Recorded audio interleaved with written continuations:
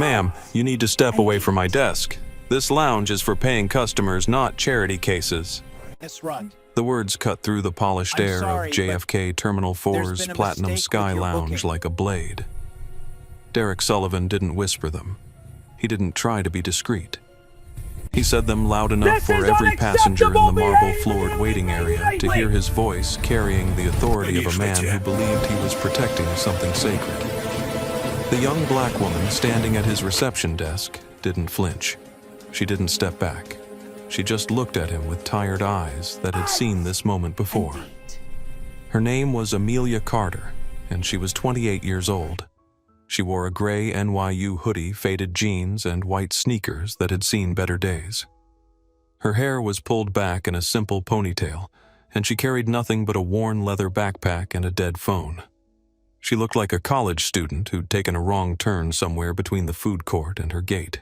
What Derek Sullivan didn't know was that the tired young woman he was dismissing owned 78% of the terminal he worked in. What he couldn't see was that her charity case appearance masked the fact that she'd spent the last 18 hours in London, finalizing a deal that would make her aviation holding company the largest private airport operator on the East Coast. And what he definitely couldn't have guessed was that in exactly 47 minutes, she would fire him, shut down his lounge, and transform the culture of an entire terminal. "I have a reservation," Amelia said quietly, her voice steady despite the exhaustion that weighed on her shoulders. Carter A, private jet departure at 4:30. Derek Sullivan was a man who wore his position like armor. At 45, he'd spent 12 years climbing from entry-level security to senior lounge manager, and he treated the Platinum Sky Lounge like his personal kingdom. His pressed Navy uniform was immaculate, his silver name tag polished to a mirror shine, and his graying hair was combed with military precision. To Derek, the lounge wasn't just a workplace. It was proof that he'd made it, that he belonged in spaces where powerful people gathered. He looked Amelia up and down with the practiced eye of a man who believed he could assess someone's worth at a glance. The hoodie, the backpack, the exhausted posture of someone who clearly couldn't afford first-class anything. "Private jet," he repeated, and his tone turned the words into an accusation. "Right. And I'm the Pope." Behind the reception desk, Sophia Martinez shifted uncomfortably. At 32, she'd worked as Derek's front desk associate for 3 years, and she'd seen this performance before. The way his voice changed when certain passengers approached. The way his customer service smile transformed into something cold and dismissive. She'd never said anything because she needed the job, because she had 2 kids at home, because speaking up seemed like a luxury she couldn't afford. But something about this felt different. Bigger. More dangerous. Near the lounge entrance, James Morrison looked up from his laptop. He was 38, an investment banker from Manhattan, wearing a $3,000 suit and waiting for his flight to Dubai. He'd been coming to this lounge for 5 years, and he'd never seen Derek speak to anyone like this. Almost without thinking, he pulled out his phone. "Check your system," Amelia said, her voice dropping to a tone that made something cold crawl down Sophia's spine. "Carter A. You'll find everything you need there." Derek's laugh was sharp and ugly. "Lady, I don't know what game you're playing, but this isn't the Greyhound station. We have protocols here. Standards. And those standards exist for a reason." He gestured toward the gleaming lounge behind him, where passengers in designer clothes sat in leather chairs sipping champagne and working on devices that cost more than most people's monthly rent. These people paid for exclusivity. They paid for peace. And that means keeping out people who clearly don't belong. Elena Rodriguez watched from the concierge station, her heart hammering against her ribs. At 24, she was the youngest member of Derek's team, and she'd only been working at JFK for 8 months. But last month, she'd processed a stack of ownership documents that had made her pause. Carter Aviation Holdings, majority stakeholder in Terminal 4 operations. The signature at the bottom had been clean and confident, A. Carter. She'd assumed it was some corporate executive she'd never meet. some distant figure in an expensive suit who collected checks from behind a Manhattan boardroom table.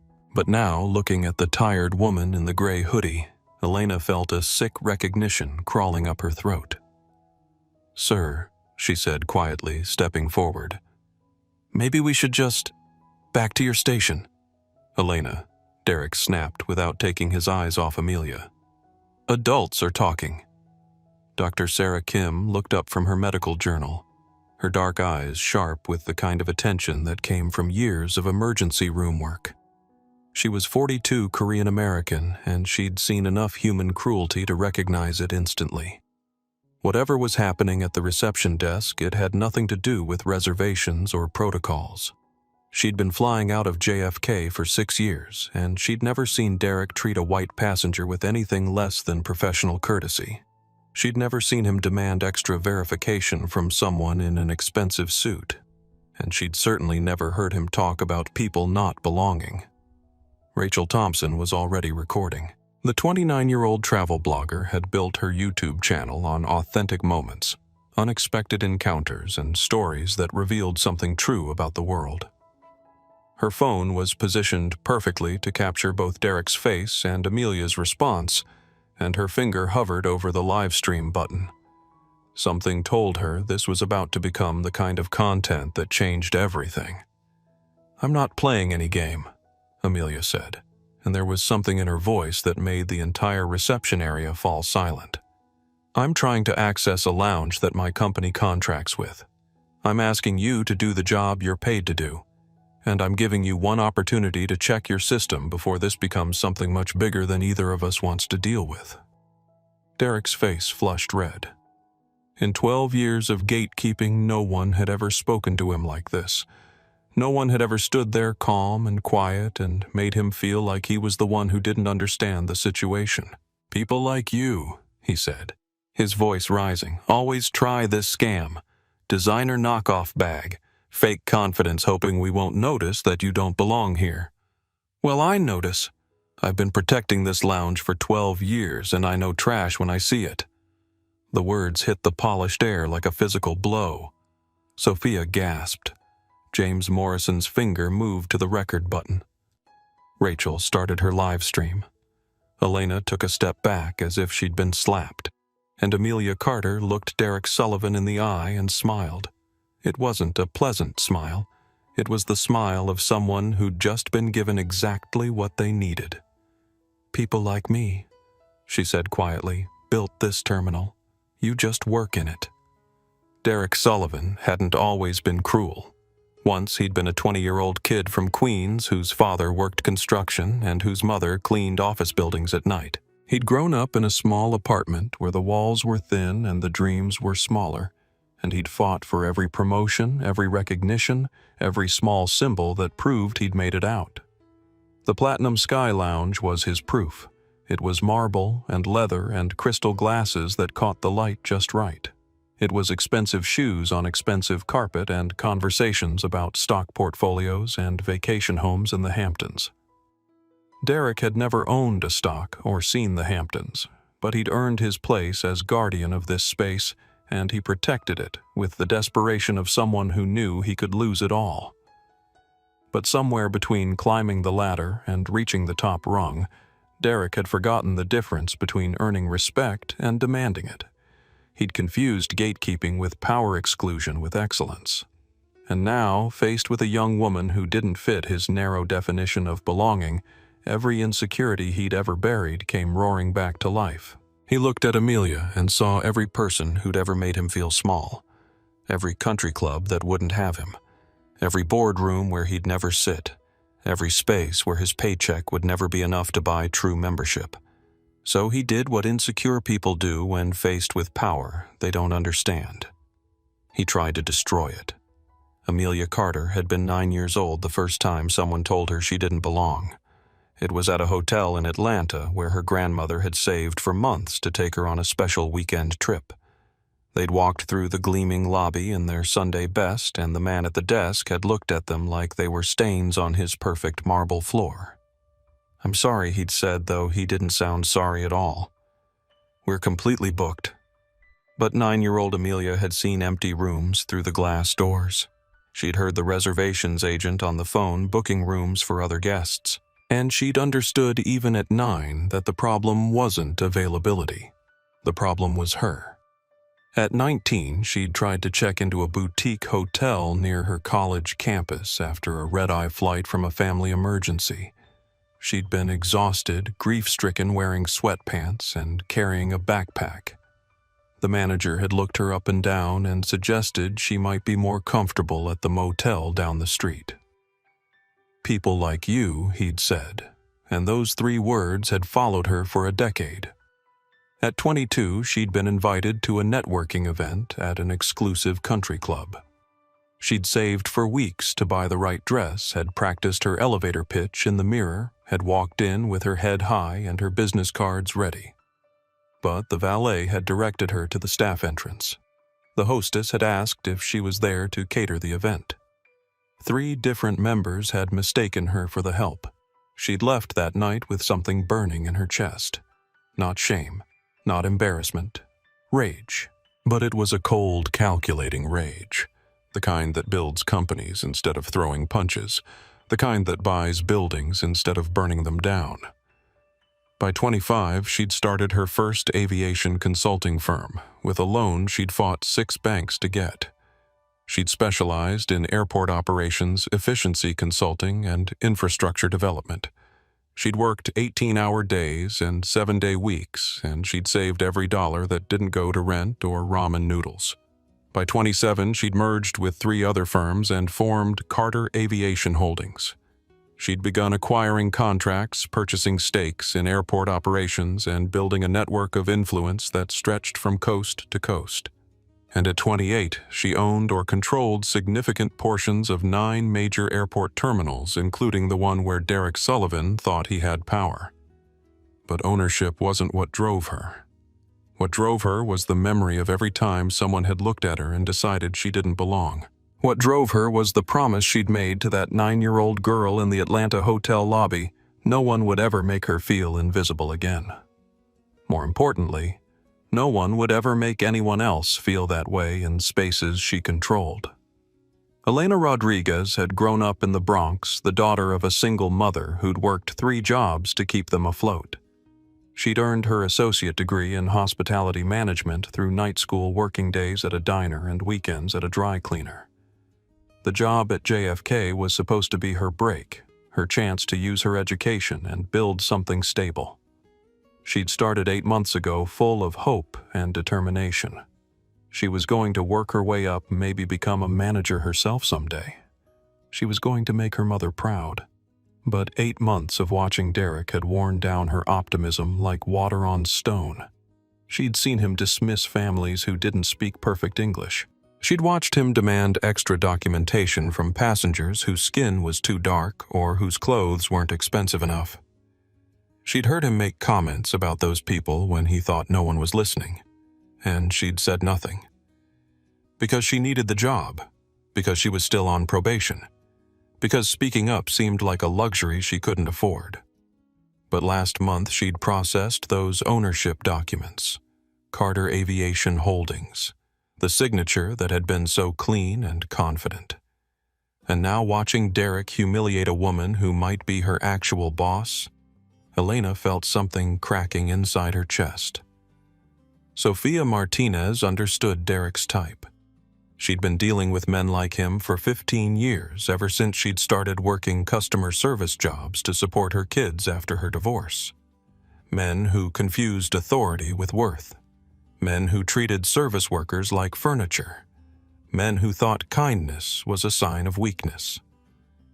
She'd learned to smile through it, to nod and apologize for things that weren't her fault, to absorb their anger and frustration and redirect it somewhere safe. It was survival, and she was good at it. But this felt different. This felt like watching someone cross a line that couldn't be uncrossed.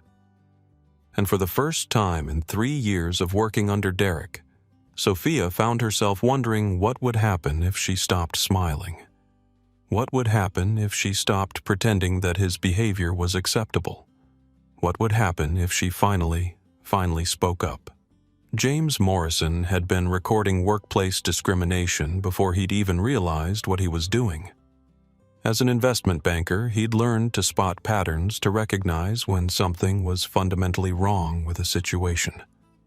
And everything about Derek's behavior toward Amelia was wrong. He'd seen Derek with other passengers. He'd watched the man fawn over wealthy clients, seen him bend over backward to accommodate anyone in expensive clothes. Hell. Derek had personally walked James to his seat more times than he could count. Had remembered his coffee preference had made him feel like a valued customer. But this woman who was asking for nothing more than basic service was being treated like a criminal. James had started recording for his own protection in case the situation escalated, and he needed evidence of what had really happened. But as Derek's words grew uglier and Amelia's composure remained unshakable, he realized he was documenting something much bigger.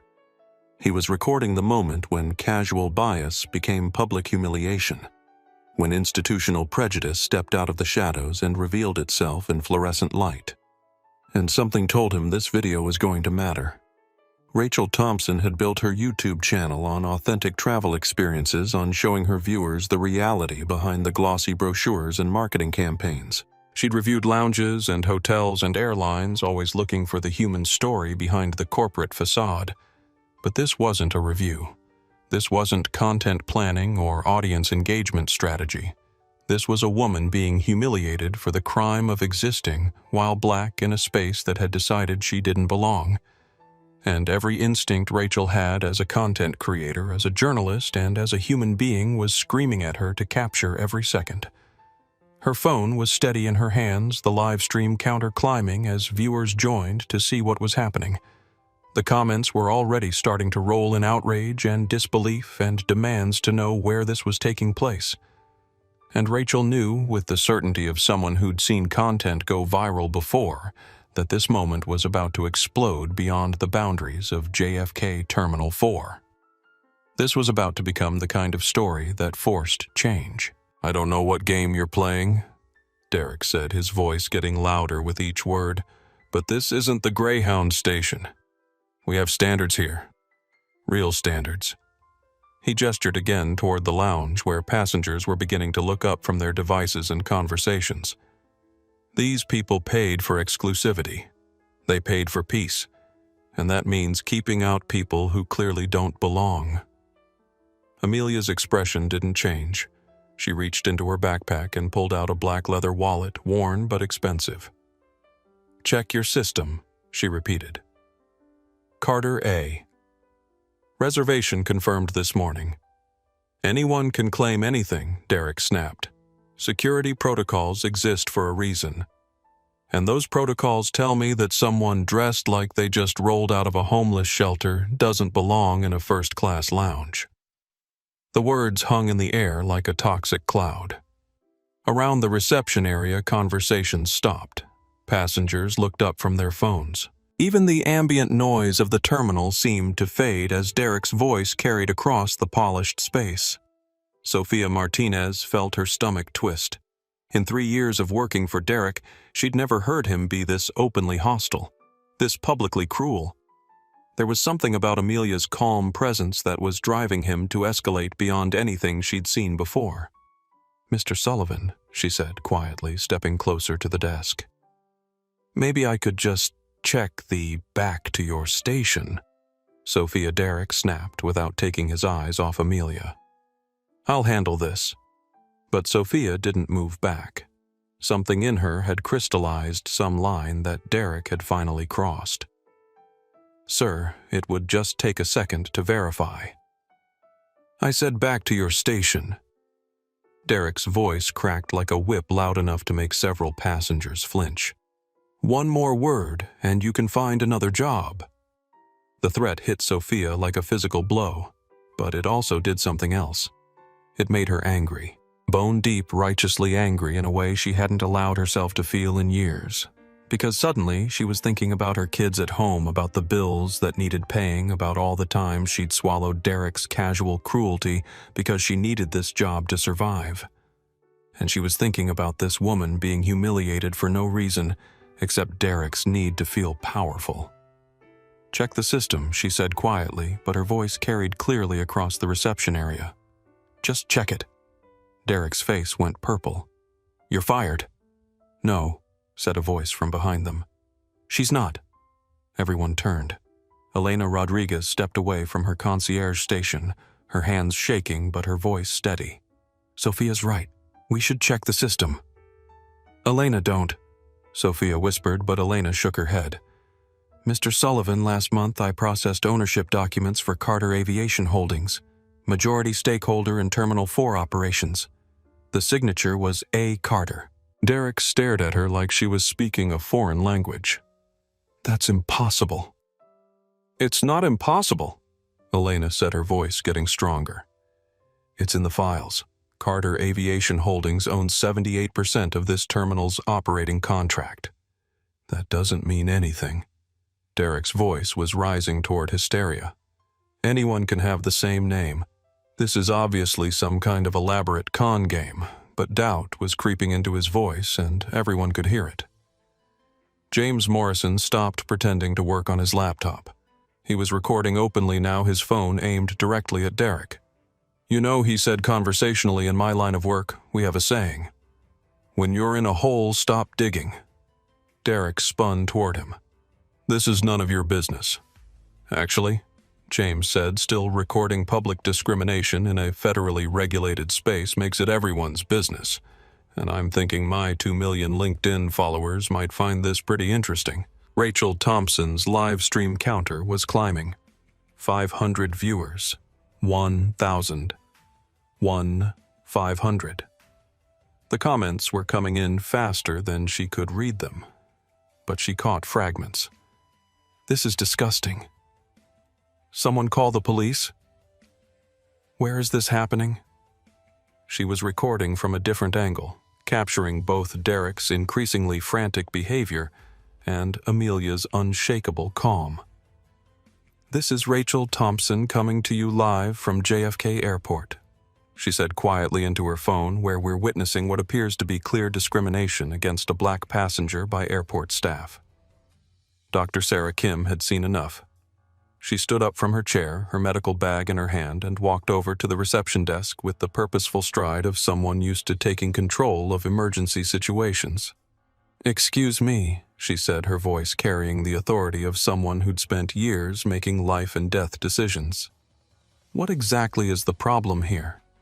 Derek turned to her with visible relief. Finally, someone who looked like they belonged. Someone in expensive clothes with an expensive bag and an expensive education written in every line of her posture. "Dr. Kim, thank God. This woman is trying to scam her way into the lounge.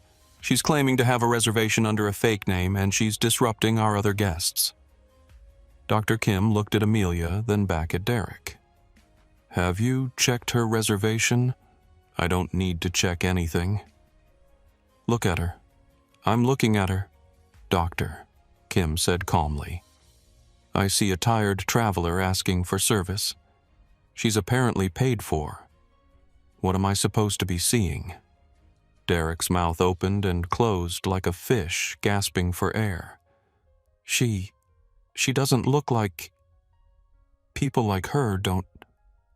People like her don't." What Dr. Kim's voice was surgical in its precision. "Don't travel. Don't deserve basic customer service. Don't have the right to exist in the same spaces as you." "That's not what I meant." "Then what did you mean, doctor?" Kim stepped closer, and suddenly Derek was surrounded. Sophia and Elena flanking him at the desk, Dr. Kim in front of him. James recording from the side, Rachel live streaming from the entrance. All of them looking at him like he was something that had crawled out from under a rock. "I meant," Derek said desperately, "that we have protocols, standards. I'm just doing my job." "Your job," said a new voice, cold and precise as winter morning is customer service, not customer judgment. This time everyone turned to look at Amelia. She hadn't moved from her spot in front of the reception desk, but something in her presence had shifted. The exhausted traveler was gone, replaced by something sharper. something that made the air itself feel different. "You've had multiple opportunities to simply verify my reservation," she continued, her voice carrying clearly across the increasingly crowded reception area. "Instead, you've chosen to humiliate me in front of witnesses. You've threatened your own staff for trying to do their jobs, and you've made it clear that your decision has nothing to do with protocols or standards." She took a step forward, and Derek actually took a step back. "Your decision," she said quietly, "is based entirely on your assumption that someone who looks like me doesn't deserve to be treated with basic human dignity." Derek's face was sweating now, his carefully pressed uniform starting to wilt under the lights and attention. You can't. This isn't." "Check your system," Amelia said one final time. "Carter A, or call your supervisor. Your choice." Derek's hand hovered over his computer keyboard. Around him, phones were recording, live streams were broadcasting, and witnesses were watching. He could feel his world narrowing to this single moment, this single decision. He could check the system and potentially discover he'd made the worst mistake of his professional life. Or he could double down and call security. Pride and panic warred in his chest. And pride, as it so often does, won. Derek reached for his phone. "Security," he said loudly, making sure everyone could hear him. "This is Derek Sullivan at Platinum Sky Lounge. I need officers to remove a trespasser who's harassing our guests and disrupting lounge operations, immediately." He hung up and looked at Amelia with triumph burning in his eyes. "You had your chance," he said. Amelia nodded slowly as if accepting the terms of a negotiation. "Yes," she said quietly. "I did. And so did you." Miguel Santos had been working maintenance at JFK for 8 years, and he'd learned to move through the terminal like a ghost. Invisible to the passengers, ignored by the staff present, but not worth noticing. It was the kind of invisibility that came with wearing a uniform that marked you as working class in a space designed for the wealthy. But Miguel wasn't invisible because he was stupid or unaware. He was invisible because people like Derek Sullivan had decided he didn't matter enough to see, which meant Miguel saw everything. He'd seen Derek accidentally lose the reservations of Hispanic families. He'd watched him demand extra documentation from passengers whose English wasn't perfect. He'd heard Derek make comments about those people and welfare queens and food stamp travelers when he thought no one was listening. Miguel had said nothing because speaking up was a luxury he couldn't afford. Because his crew chief was Derek's golf buddy. Because complaining about discrimination would put a target on his back that could follow him to every airport job in the city. But now, pushing his cart past the Platinum Sky Lounge, Miguel stopped and watched Derek humiliate a young woman for the crime of being black in his precious space. And something inside him that had been compressed for 8 years suddenly expanded. He pulled out his phone and started recording. Not for YouTube or social media or viral content. For the union. For the discrimination complaint he was finally ready to file. For the paper trail that would make sure Derek's behavior couldn't be dismissed as isolated incidents or misunderstandings. Miguel had been documenting Derek's pattern of bias for months, waiting for the moment when it would cross the line from casual prejudice into actionable discrimination. And this moment, with witnesses and cameras and live streams, was exactly what he'd been waiting for. Dr. Sarah Kim had grown up in a family that understood the cost of speaking up. Her parents had immigrated from South Korea in the 1970s, and they'd built their success on the strategy of keeping their heads down, working harder than everyone else, and never giving anyone a reason to notice them. It had worked. Her father had built a successful accounting practice. Her mother had become a respected teacher. And Sarah had followed their path to medical school, to residency, to a successful cardiology practice in Manhattan. But success hadn't insulated her from the moments when people looked at her and saw other. The patients who asked for a real American doctor. The colleagues who complimented her English as if it was surprising that she spoke it fluently. The casual questions about where she was really from that reminded her she'd never be considered truly American by some people. She'd learned to navigate those moments with grace and professionalism, to smile and redirect and never let them see how their words landed. It was survival, and she was good at it. But watching Derek humiliate Amelia brought back every moment when Sarah had been the target of someone else's prejudice. Every time someone had decided she didn't belong, didn't deserve respect, didn't matter enough to treat with basic human dignity. And for once, Sarah was in a position to do something about it. She had credentials. Derek couldn't dismiss social status he had to respect and professional authority that gave her the luxury of speaking truth to power. She wasn't going to waste it. Rachel Thompson had started her YouTube channel 3 years ago as a way to document her travels and share hidden gems with other budget-conscious adventurers. She'd built a modest following of people who appreciated honest reviews and authentic experiences over glossy promotional content. But in the last year, her channel had evolved beyond simple travel tips. She'd started documenting moments like this one. Moments when the veneer of customer service cracked and revealed the bias underneath. Moments when ordinary people found themselves facing discrimination in spaces where they should have been safe.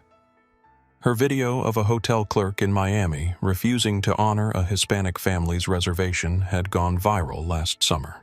Her live stream of an airline agent making racist comments about Muslim passengers had triggered an internal investigation that led to policy changes. Rachel had learned that her platform came with responsibility, that sometimes documenting injustice was more important than documenting vacation destinations, and that her audience was hungry for content that mattered, that made a difference, that forced accountability in places where accountability was rare. This moment felt bigger than anything she'd captured before, more clear-cut, more damaging, more likely to spark the kind of change that happened when discrimination was dragged into the light and forced to face consequences. Her live stream counter was climbing toward 3,000 viewers, and the comments were a mix of outraged support for Amelia and demands to know what airport this was taking place in. Rachel knew that by the time this was over, thousands of people would have watched Derek Sullivan reveal exactly who he was, and thousands of people would remember. Officer Michael Torres had been working airport security for 15 years, and he'd developed a sixth sense for situations that were about to explode. When his radio crackled with Derek Sullivan's request for backup, every instinct Torres had started screaming warnings. He'd responded to calls from Derek before. Usually they involved passengers who were suspicious or disruptive or not following protocols, and usually when Torres arrived he found confused travelers who'd committed no crime other than existing while brown or black or poor in Derek's pristine space. Torres had learned to handle these calls with careful professionalism, to de-escalate rather than enforce, to document everything and ask probing questions and make it clear that he wasn't Derek's personal security force. Because Torres understood something that Derek didn't. Public discrimination in a federal facility wasn't just bad customer service. It was a civil rights violation that could trigger investigations, lawsuits, and federal oversight that would rain down on everyone involved. Walking toward the Platinum Sky Lounge with his partner, Officer Danny Brooks Torres, hoped this would be another false alarm. Another case of Derek's paranoia creating problems where none existed. But as they got closer and he saw the crowd gathering, the phones recording, and the tension crackling through the air like electricity, Torres knew this was going to be different. This was going to be the kind of incident that ended careers and changed policies and made national news. Officer Danny Brooks was 26 years old and eager to prove himself in a job he'd only held for 8 months.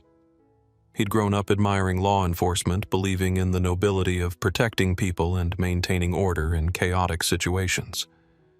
But 8 months at JFK had taught him that most security calls weren't about actual threats. They were about paperwork and de-escalation and navigating the complicated politics between different departments and personalities. Derek Sullivan was a personality that Brooks had learned to handle carefully.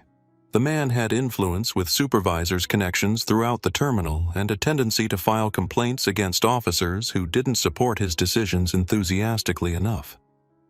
So when the call came in about a trespasser at the Platinum Sky Lounge, Brooks assumed it would be another routine removal. Someone without proper documentation maybe, or a passenger who'd had too much to drink. He didn't expect to walk into a situation where phones were recording witnesses were gathering, and the very air seemed to vibrate with the kind of tension that preceded explosions. He especially didn't expect to see Derek Sullivan, usually so composed and professional, sweating and flustered and clearly in over his head. This wasn't routine. This wasn't simple. And Brooks had the sinking feeling that whatever happened next was going to be the kind of incident that followed everyone involved for the rest of their careers. Elena Rodriguez felt like she was standing on the edge of a cliff, looking down at a drop that would either kill her or teach her to fly. Speaking up to Derek, contradicting him in front of witnesses, mentioning the ownership documents she probably shouldn't have seen. Every word had been a step away from safety and toward a truth that terrified her.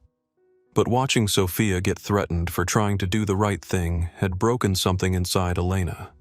Some carefully constructed wall between who she was at work and who she was in her heart.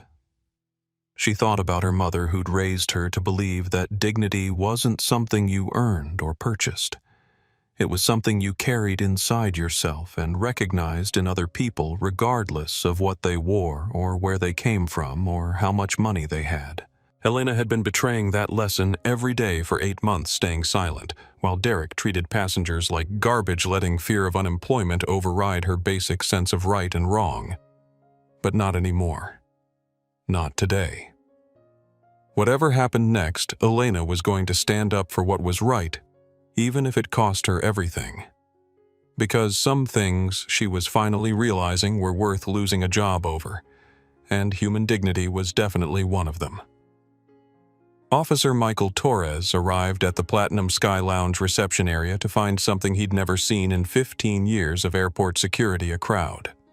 Not the usual scattered group of delayed passengers or curious onlookers, but a focused gathering of people all staring in the same direction with the kind of intensity that made his hand instinctively check his radio. Derek Sullivan stood behind his reception desk like a man under siege, his usually perfect uniform wrinkled and damp with sweat.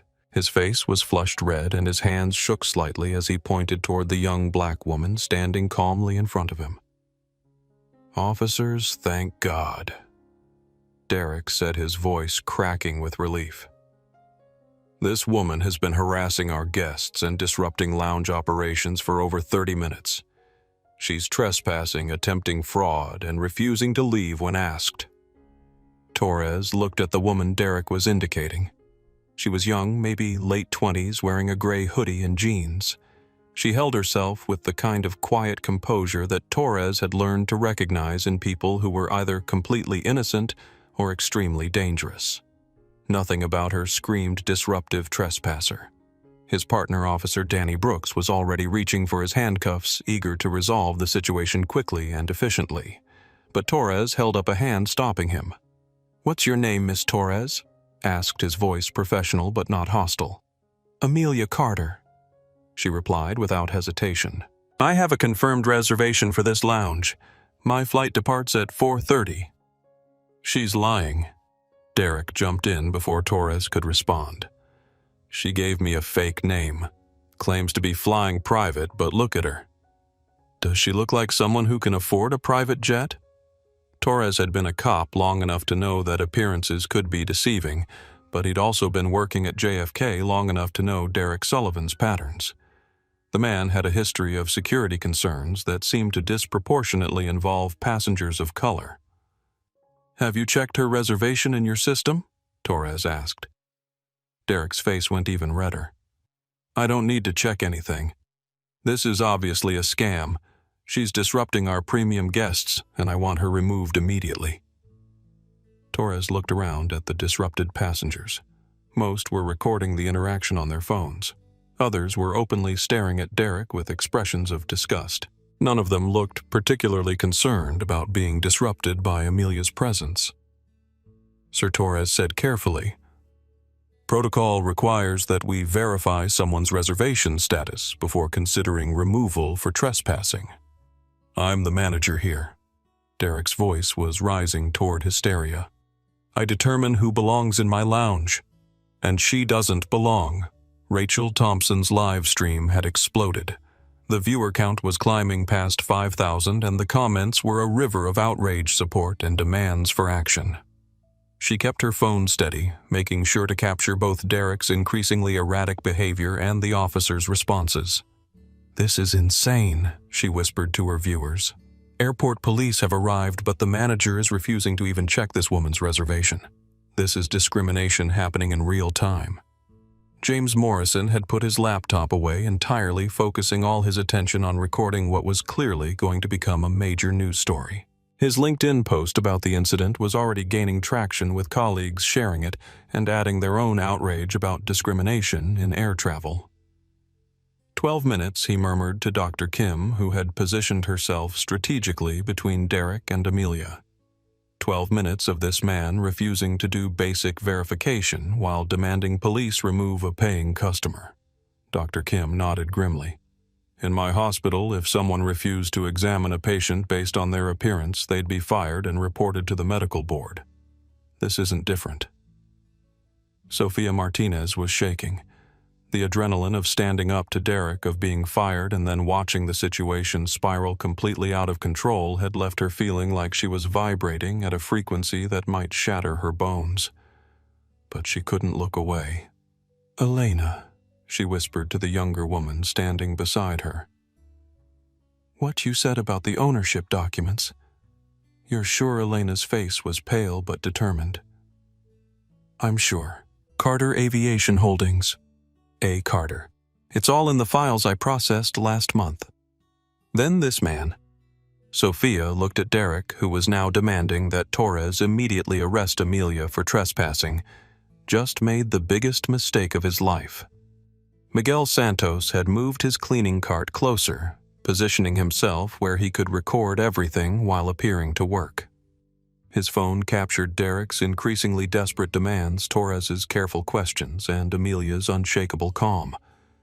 He'd already sent a text to his union representative. "Get down to Terminal 4 Platinum Sky Lounge now. Derek Sullivan discrimination incident. Multiple witnesses.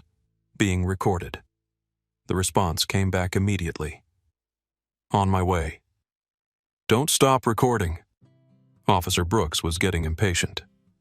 "Torres, let's just process her and move on. We've got other calls waiting." But Torres was studying the situation with the kind of careful attention that had kept him out of trouble for 15 years. Something was wrong here. Not with Amelia, who answered every question clearly and showed no signs of deception or aggression, but with Derek, who was acting like a man whose world was collapsing around him. "Miss Carter," Torres said, "do you have any identification?" Amelia reached into her backpack and pulled out a passport. Torres examined it carefully. Valid, current, no signs of tampering. The photo matched, and the name was exactly what she'd given him. "And you said you have a reservation, Carter A." "Confirmed this morning through my assistant. I can provide my confirmation number if someone would check the system." Torres turned to Derek. "Check the system." "I don't need to check anything." Sir Torres's voice carried a warning now. "I'm asking you to check the system. This is a simple verification that will resolve the situation immediately." Derek's hands were shaking as he turned to his computer. He'd gone too far to back down, now committed too much of his authority and reputation to the belief that Amelia was a fraud. If he checked the system and found a valid reservation, everything he'd said and done for the past 30 minutes would be revealed as baseless discrimination. But if he didn't check, he was directly disobeying a police officer's request in front of multiple witnesses. His fingers hovered over the keyboard. "Check it," Dr. Kim said quietly. "Just check it." "This is ridiculous," Derek muttered, but his fingers started typing. "Carter A. search." The computer screen filled with information, and Derek's face went white. Reservation confirmed. Private jet departure 4:30 p.m. Ground services through Platinum Sky Lounge. Payment processed. Account verified. But it was the account details that made Derek's world tilt on its axis. Carter Aviation Holdings. Corporate account. Priority status. Owner access authorization. Well, Torres asked. Derek stared at the screen like it was written in a language he didn't understand. This can't be right. What does it say? Torres moved around the desk to see the screen himself. What he saw made his blood go cold. Not just a valid reservation, but a corporate account with authorization codes he'd never seen before. Account status markers that indicated this wasn't just any passenger, but someone with significant influence in airport operations. Miss Carter Torres said carefully, "What is your relationship to Carter Aviation Holdings?"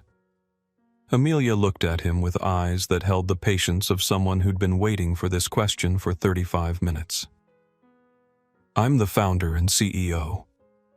The words dropped into the reception area like stones into still water, creating ripples of silence that spread outward until the only sound was the ambient noise of the terminal beyond.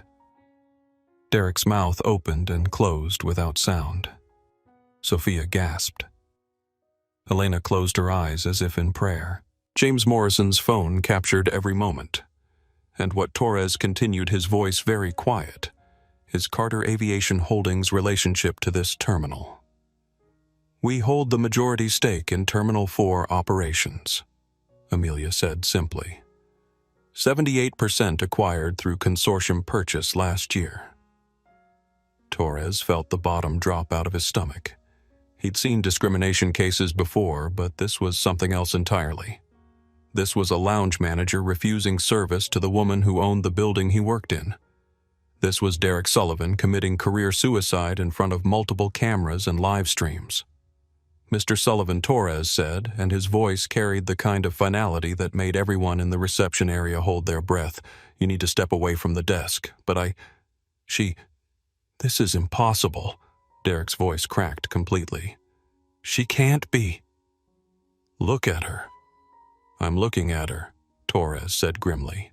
"And I'm looking at a computer screen that shows she's exactly who she says she is. And I'm looking at about 15 witnesses who just watched you refuse service to a customer based on nothing but your personal assumptions about her appearance." Rachel's live stream had exploded to over 8,000 viewers. The comments were moving too fast to read, but she caught fragments. "Fire him, sue the airport. This is disgraceful." She turned the camera toward her face. "You guys, this just went from bad to completely insane. This woman apparently owns the terminal, and this manager just spent 35 minutes humiliating her for being black." Officer Brooks was staring at Derek like he'd never seen him before. "Jesus, Sullivan, what did you do?" But Derek wasn't listening. He was staring at Amelia with a mixture of horror and disbelief, as if she'd materialized from thin air specifically to destroy his life. "You should have told me," he whispered. "You should have said who you were." Amelia's voice was steady as stone. "I shouldn't have needed to. I should have been able to walk into this lounge wearing anything I wanted and receive the same service you give to every other paying customer." She stepped closer to the desk, and Derek actually flinched. "But you decided that what I looked like mattered more than who I am. You decided that my hoodie and jeans disqualified me from basic human dignity. And you made that decision loudly, publicly, and with absolute certainty that you were right." Torres was already reaching for his radio.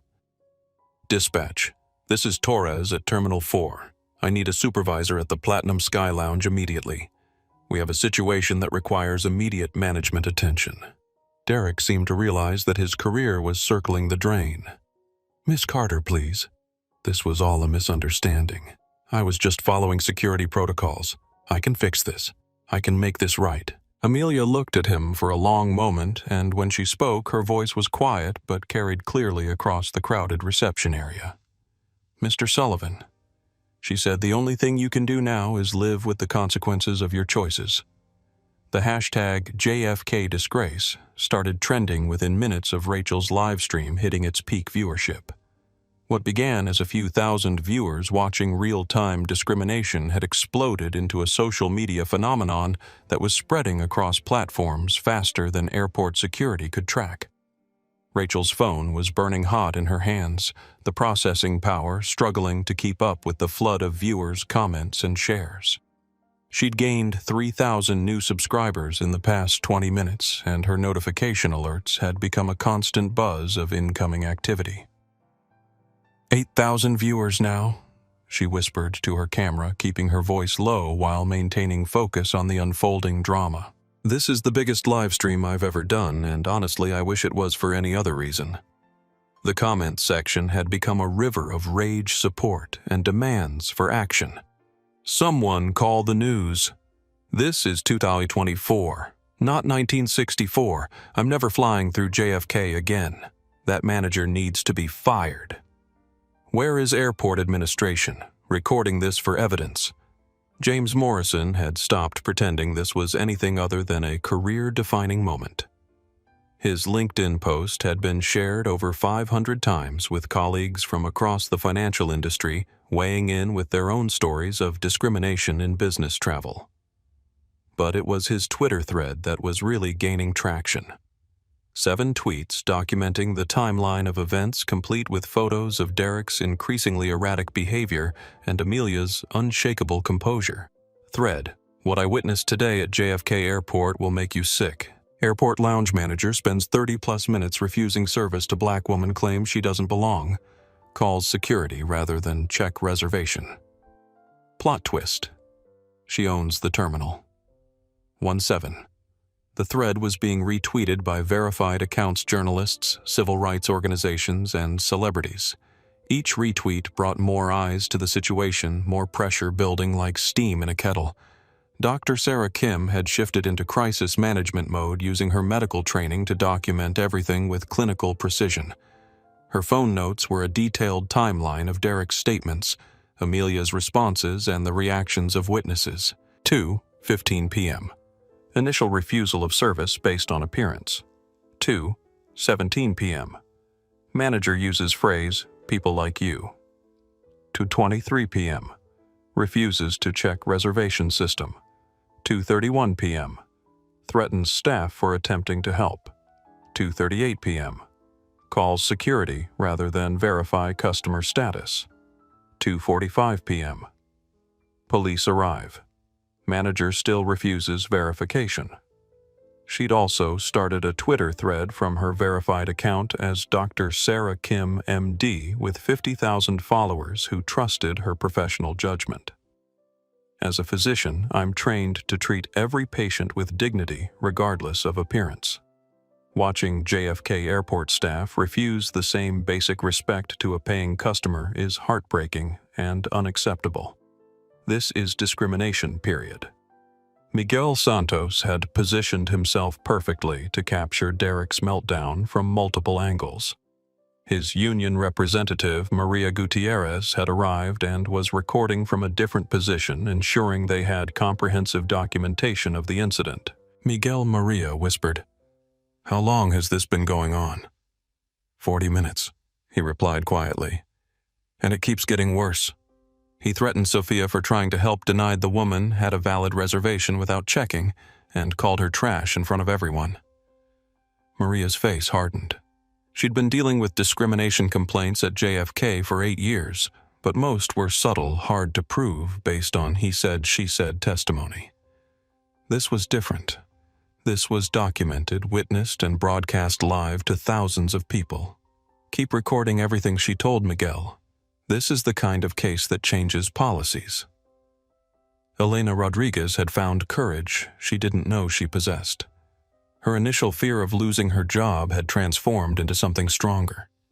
Determination to document the truth no matter what it cost her personally. She'd started her own video recording, focusing on Derek's computer screen when he finally checked the reservation system. The moment his face went white, the way his hands shook when he saw the corporate account details, the sound he made when he realized what he'd done. "Everyone needs to see this," she whispered to Sophia. Everyone needs to know what kind of person he really is. Sophia was documenting too, but her focus was different. She was recording Derek's treatment of staff, the way he'd threatened her job, the way he'd dismissed Elena, the way his authority had become cruelty when challenged. 3 years, she muttered, her phone capturing Derek's increasingly desperate attempts to justify his behavior. 3 years, I've watched him treat people like garbage, and I said nothing. Never again. Dr. Kim had taken on an unofficial coordination role using her medical authority to keep witnesses calm and organized. She'd helped Rachel position her live stream for optimal coverage, assisted James with his documentation, and made sure everyone was staying safe as the crowd around the reception desk continued to grow. Document everything, she told a businessman who'd started recording on his tablet. Timestamps, direct quotes, facial expressions. This man's career is over, but we need to make sure the evidence is undeniable. The businessman nodded grimly. I've been flying through this terminal for 6 years. I've seen him treat other passengers badly, but never like this. Never this openly. Meanwhile, Rachel's live stream had caught the attention of news organizations. Her phone was buzzing with direct messages from journalists asking for permission to use her footage, from documentary filmmakers wanting to interview her, from civil rights organizations requesting copies of her recording.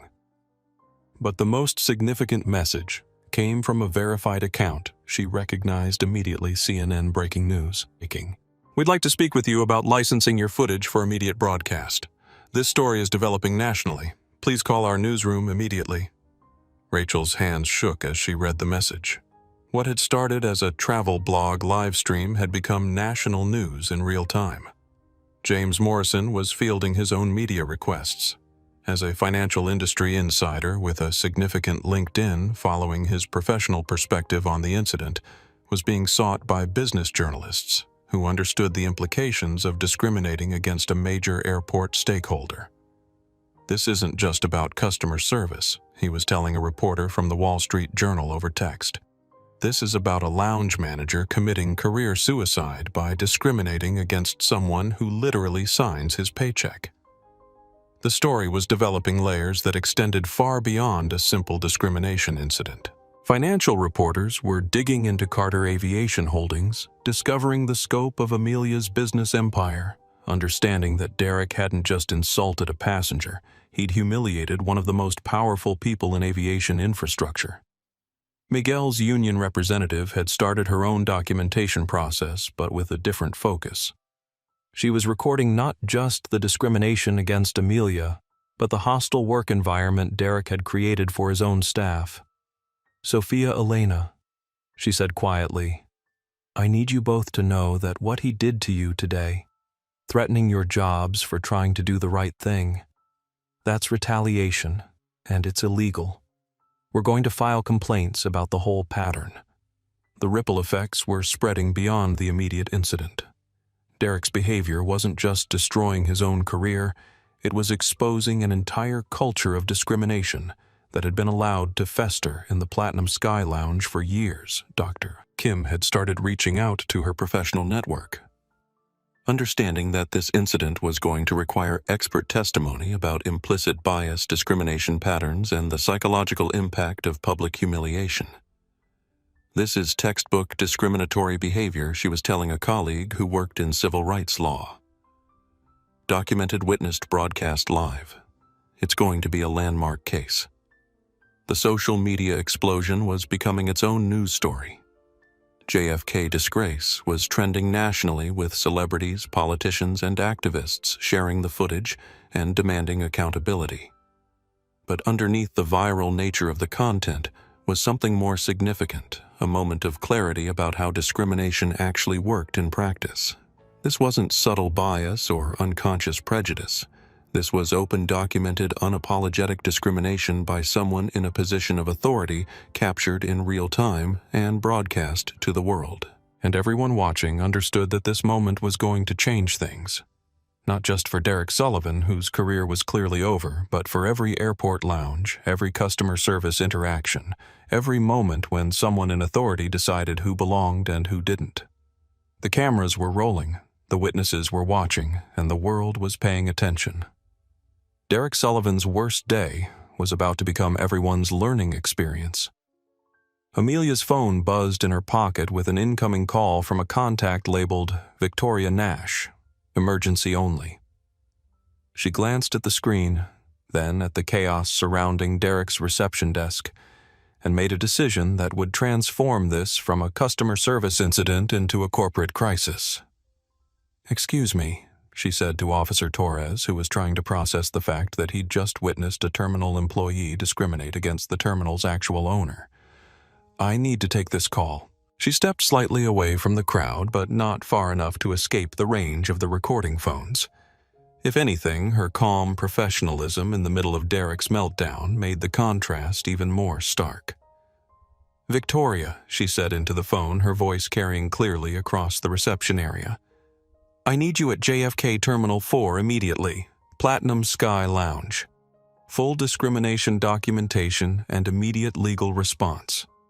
Derek, who had been desperately trying to explain to Torres why he shouldn't be held responsible for not recognizing the owner of the terminal, stopped mid-sentence when he heard the word legal.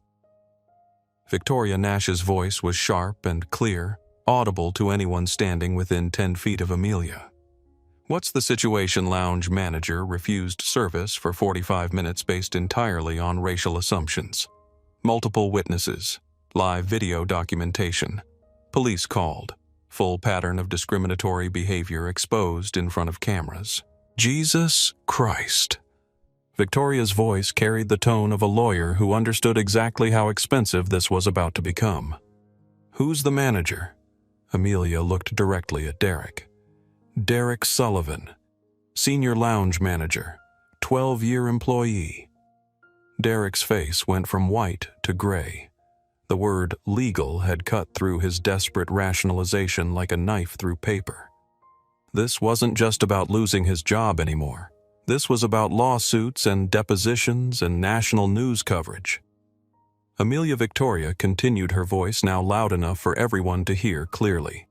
"I'm putting you on speaker. Robert Anderson is here with me." The reception area fell completely silent. Robert Anderson was the operations director for Terminal 4.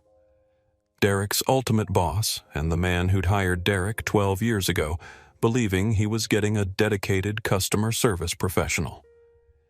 Ms. Carter Roberts' voice came through the phone with the weight of someone whose career was about to explode. "I am so sorry. I'm in the car now. I'll be there in 10 minutes. Derek made a sound like a wounded animal. Robert Anderson was coming. The operations director was coming to personally handle Derek's discrimination incident. In 12 years of employment, Derek had never had Robert Anderson personally respond to anything he'd done.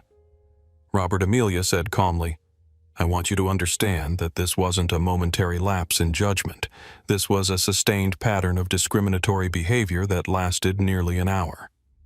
Mr. Sullivan refused multiple opportunities to verify my reservation, threatened his own staff for trying to assist me, and made explicitly racial comments about my appearance and worthiness. All documented. Victoria's lawyer voice was sharp as surgical steel. Multiple phone recordings live stream with over 10,000 viewers, social media posts going viral, and police witnesses." Elena stepped forward, her hands shaking but her voice clear. "Mr. Anderson, sir, this is Elena Rodriguez from Concierge. I need to tell you something important." Derek spun toward her. "Elena, don't you dare!" "Sir." Elena continued, speaking directly into Amelia's phone. "This isn't the first time. We've seen Mr. Sullivan treat passengers differently based on their appearance for months. Miguel Santos from maintenance has been documenting incidents. Sofia Martinez was threatened with termination today for trying to help Ms. Carter." Robert's voice through the phone was deadly quiet. "Miguel Santos. Is he there?" Miguel stepped forward, his union representative beside him. "Yes, sir. I've been recording workplace discrimination incidents for 8 months. I have video documentation of Mr. Sullivan's pattern of behavior. Send everything to my office immediately. Maria, are you there?" Maria Gutierrez. The union rep spoke clearly into the phone. "Mr. Anderson, we're prepared to file formal complaints with the EEOC, the Port Authority, and Federal Aviation Administration. This incident is the culmination of a hostile work environment that's been developing for years. Derek was hyperventilating. The weight of 8 months of documented incidents, multiple federal agencies, and a viral discrimination case was crushing down on him like an avalanche. Victoria Amelia said, "What's our immediate legal position?" Victoria's response was clinical and precise. Federal civil rights violation in a federally regulated facility. Hostile work environment for staff. Corporate liability for failure to address documented patterns. Public accommodation discrimination with extensive documentation. We're looking at potential damages in the millions. Dr. Kim had been listening to the legal conversation with growing amazement. As a physician, she understood malpractice and liability, but this was something else entirely. This was watching a corporation realize in real time that they were facing catastrophic legal exposure because one manager couldn't treat a black woman with basic dignity. James Morrison was documenting the legal implications in real time, his financial background helping him understand the scope of what was unfolding. This isn't just employment law, he was telling his LinkedIn followers via live updates. This is corporate liability, federal discrimination, and potential securities implications if this affects Carter Aviation's stock price. Rachel's live stream had peaked at 12,000 concurrent viewers, and the legal conversation was being broadcast live to all of them. The comments section was exploding with people who understood they were watching a discrimination case develop in real time. Lawyer up Derek. This man is about to lose everything. Corporate liability lawyers are probably watching this too. JFK is about to write a massive check officer. Torres was documenting everything for his police report, understanding that this was going to become evidence in federal court proceedings. His radio was buzzing with calls from supervisors who'd heard about the incident and wanted immediate briefings. Torres' "What's your status?" came through his radio clearly enough for everyone to hear. Dispatcher. I've got a documented civil rights violation with multiple witnesses, video evidence, and corporate legal counsel en route. This is going to require supervisor response and probable federal notification. Brooks. His partner looked like he wanted to disappear into the floor. The simple trespassing call he'd expected to handle with handcuffs and paperwork had become a federal case with lawyers and union representatives and viral video evidence. Victoria's voice cut through the chaos again. Amelia, I need you to understand that this is about to become very public very quickly. CNN has already reached out about the video footage. We need to control the narrative. The narrative, Amelia said, looking directly at Derek, is simple. A black woman was denied service in a space she owns because a racist manager decided she didn't look like she belonged there. Everything else is just details. Derek finally found his voice, though it came out as a desperate whisper. Miss Carter, please. This was all a mistake. I can fix this. I can make it right. Amelia's response was quiet but carried clearly to every phone recording the conversation. Mr. Sullivan, the time to fix this was when I first asked you to check my reservation 45 minutes ago.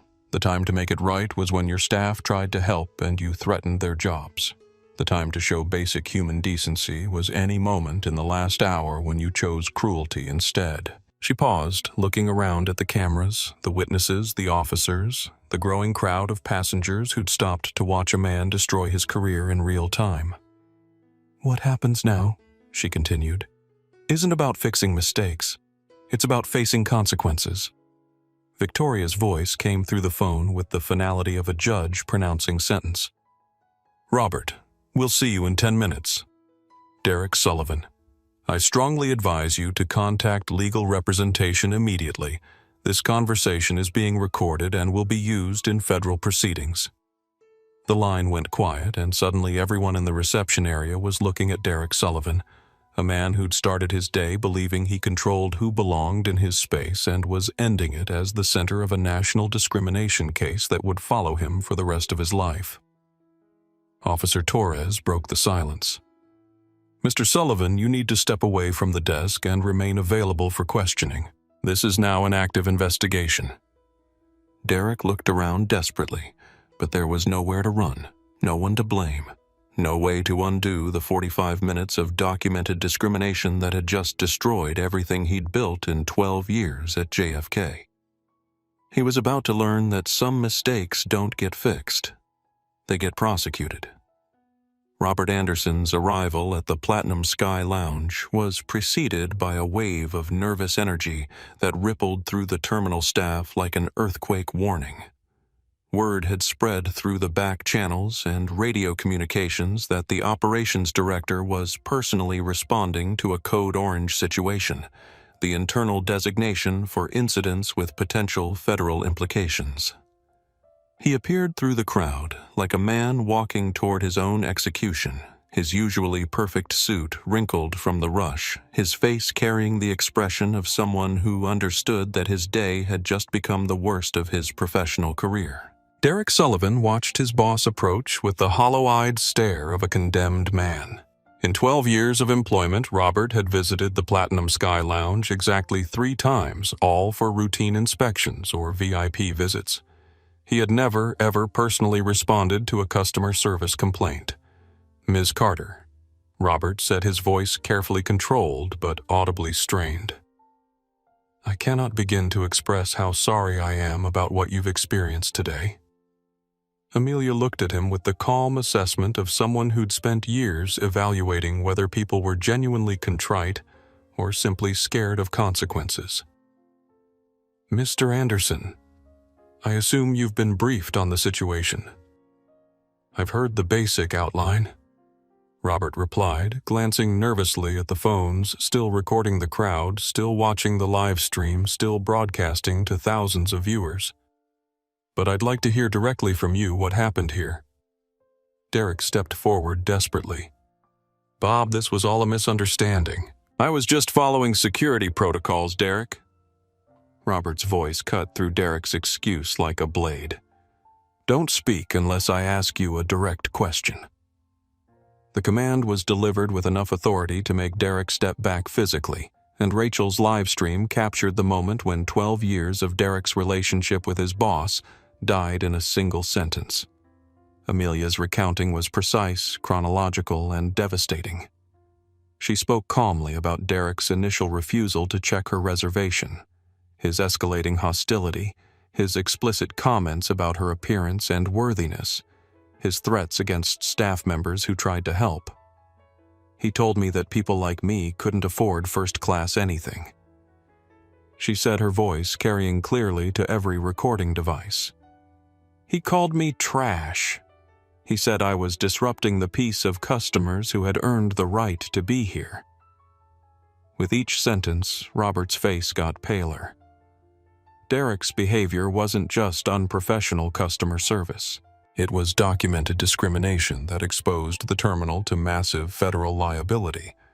"And when your staff members tried to verify my reservation," Amelia continued, "he threatened to fire them rather than spend 30 seconds checking his computer system." Sophia stepped forward, her voice stronger than it had been all day. "Mr. Anderson, he told me I was fired for suggesting we check the reservation system. He said if Elena spoke again, she could find another job." Elena nodded, her hands steadying as she found her courage. "Sir, I tried to tell him about the Carter Aviation documents I processed last month, but he refused to listen." Robert closed his eyes briefly, and when he opened them, Derek could see his own professional death reflected there. Derek, Robert said quietly, "Is this accurate?" Derek's mouth opened and closed several times before any sound came out. I was following protocols. She didn't look like... the security procedures say." "Show me the protocol," Robert said, his voice sharp as winter air that tells you to judge a customer's worthiness based on their clothing. Derek couldn't answer because no such protocol existed. Airport security procedures focused on identifying genuine threats, not enforcing dress codes based on racial assumptions. Miguel Santos stepped forward with his union representative. "Mr. Anderson, we have 8 months of documentation showing this pattern. Video evidence of Mr. Sullivan treating Hispanic families differently, demanding extra verification from passengers of color, making derogatory comments about customers when he thought no one was listening. Maria Gutierrez handed Robert a folder. This is preliminary documentation for the formal complaints we're filing with federal agencies. Mr. Sullivan's behavior today was the culmination of a pattern, not an isolated incident. Robert opened the folder and scanned the contents. Witness statements, video timestamps, direct quotes, a comprehensive documentation of discriminatory behavior that painted a picture of Derek not as someone who'd made a mistake, but as someone who'd been abusing his authority for months. Dr. Kim had positioned herself where she could observe both Derek's reactions and Robert's growing horror as he realized the scope of the legal exposure. "Mr. Anderson," she said professionally as a witness to today's events, "I want you to understand that what happened here wasn't about miscommunication or policy confusion. It was about a man in authority deciding that a black woman didn't deserve basic human dignity." James Morrison addressed Robert directly. "Sir, I've been flying through this terminal for 6 years. I've watched Derek treat passengers differently based on their race for years, but today was different. Today he did it in front of cameras with live streams with thousands of people watching. This isn't going to stay contained to this lounge." As if to emphasize his point, James's phone buzzed with notifications. "CNN wants to interview me. So does MSNBC. The Wall Street Journal wants a comment about corporate liability implications." Robert's phone was buzzing too. His assistant media relations legal counsel, the Port Authority federal transportation officials. Everyone was calling because word was spreading through official channels that JFK Terminal 4 was facing a major civil rights incident with viral video documentation. Rachel addressed her live stream viewers directly. 14,000 people watching now. This has become national news while we're standing here. The hashtag JFK disgrace is trending nationwide. The weight of that statement hit Robert like a physical blow. This wasn't a customer service issue that could be handled with apologies and vouchers. This was a national news story that was going to follow JFK Terminal 4 for years. Officer Torres stepped forward with his incident report. "Mr. Anderson, based on witness statements and video evidence, this appears to be a clear civil rights violation in a federal facility. We're required to report this to federal authorities regardless of how you choose to handle it internally." Derek was shaking now, the full scope of his situation finally penetrating his shock. Federal investigation? National news coverage? Union complaints? Corporate legal action? His career wasn't just over. His entire life was about to be dissected by lawyers and journalists and federal investigators. "Please," he whispered to Robert. "This was all a mistake. I didn't know who she was." "That's the point," Amelia said, her voice cutting through Derek's desperation with surgical precision. "You shouldn't have needed to know who I was. You should have treated me with basic respect because I'm a human being, not because I sign your paychecks." She stepped closer to Derek, and he actually flinched. "But since you want to make this about who I am, let me be clear. I'm Amelia Carter. I'm the founder and CEO of Carter Aviation Holdings. I own 78% of this terminal's operations. I employ over 3,000 people, including you." The reception area had gone completely silent except for the soft sounds of phones recording and the distant noise of terminal operations. "I built my company." Amelia continued on the principle that every passenger deserves dignity and respect, regardless of what they look like or how much money they have. "And in the 45 minutes I've stood in this lounge, you've shown me exactly why that principle matters." Robert was mentally calculating the legal exposure, the public relations disaster, the federal investigations, the potential damage to Terminal 4's reputation and operations. Derek hadn't just discriminated against a passenger. He'd humiliated his actual employer while cameras rolled and the world watched. Derek Robert said, his voice carrying the finality of a tombstone inscription, "You're terminated. Effective immediately. Security will escort you from the premises. HR will contact you about returning your credentials and company property." Derek's knees buckled slightly. "Bob, please. 12 years. I've worked here for 12 years.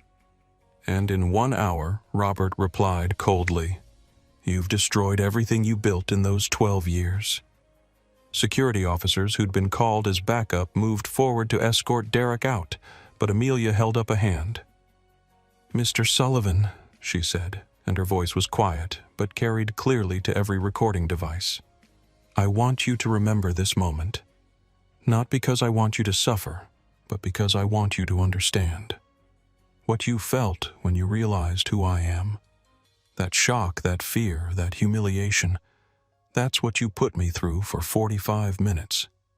Except I hadn't done anything wrong." Derek looked at her with tears in his eyes, finally understanding the scope of what he'd done. Not just to his career, not just to his reputation, but to another human being who'd committed no crime other than existing while black, in a space he'd decided she didn't deserve to occupy. "The difference between us," Amelia concluded, "is that my consequences come from your choices. Your consequences come from mine." And with that, Derek Sullivan was escorted out of the Platinum Sky Lounge he'd controlled for 12 years, past the passengers he'd humiliated through the terminal he'd worked in since 2012, toward a future that would be defined entirely by the worst hour of his professional life. The aftermath of Derek Sullivan's termination created a vacuum in the Platinum Sky Lounge that was immediately filled by a chaos of emotions, logistics, and the sudden realization that everything had changed forever. Sophia Martinez stood behind the reception desk she'd worked at for 3 years, but now it felt like foreign territory. The computer system Derek had refused to check still displayed Amelia's reservation details, corporate account priority status owner access codes that made it clear this woman didn't just belong in the lounge, she owned it. "I can't believe I almost said nothing," Sophia whispered to Elena, her hands shaking as she processed the magnitude of what had just unfolded. 3 years of watching him treat people badly, and I almost let fear keep me quiet again. Elena was staring at her phone, where dozens of notifications were pouring in from friends and family who'd seen her face in the viral videos. "My cousin just texted me from Los Angeles. She saw me on Twitter standing up to Derek. People across the country are watching this." Robert Anderson was fielding phone calls from executives, lawyers, media relations, specialists, and federal officials who'd been monitoring the situation through social media alerts. Each conversation made it clearer that this incident was going to have consequences far beyond one terminated manager. "Yes, sir," he was saying into his phone while pacing near the lounge entrance. "Full cooperation with any federal investigation. Complete transparency. We want this handled properly." He hung up and turned to Amelia. "Ms. Carter, the Port Authority wants to schedule an immediate meeting. Federal aviation officials are requesting a formal briefing, and our legal department is asking if you intend to pursue civil action." Amelia looked around the lounge, at the passengers who'd witnessed everything, at the staff members who'd found the courage to speak truth at the phone still recording, and the live stream still broadcasting to a world that was paying attention. "Mr. Anderson," she said quietly, "what I intend to pursue is change. Real change. The kind that makes sure this never happens to anyone else."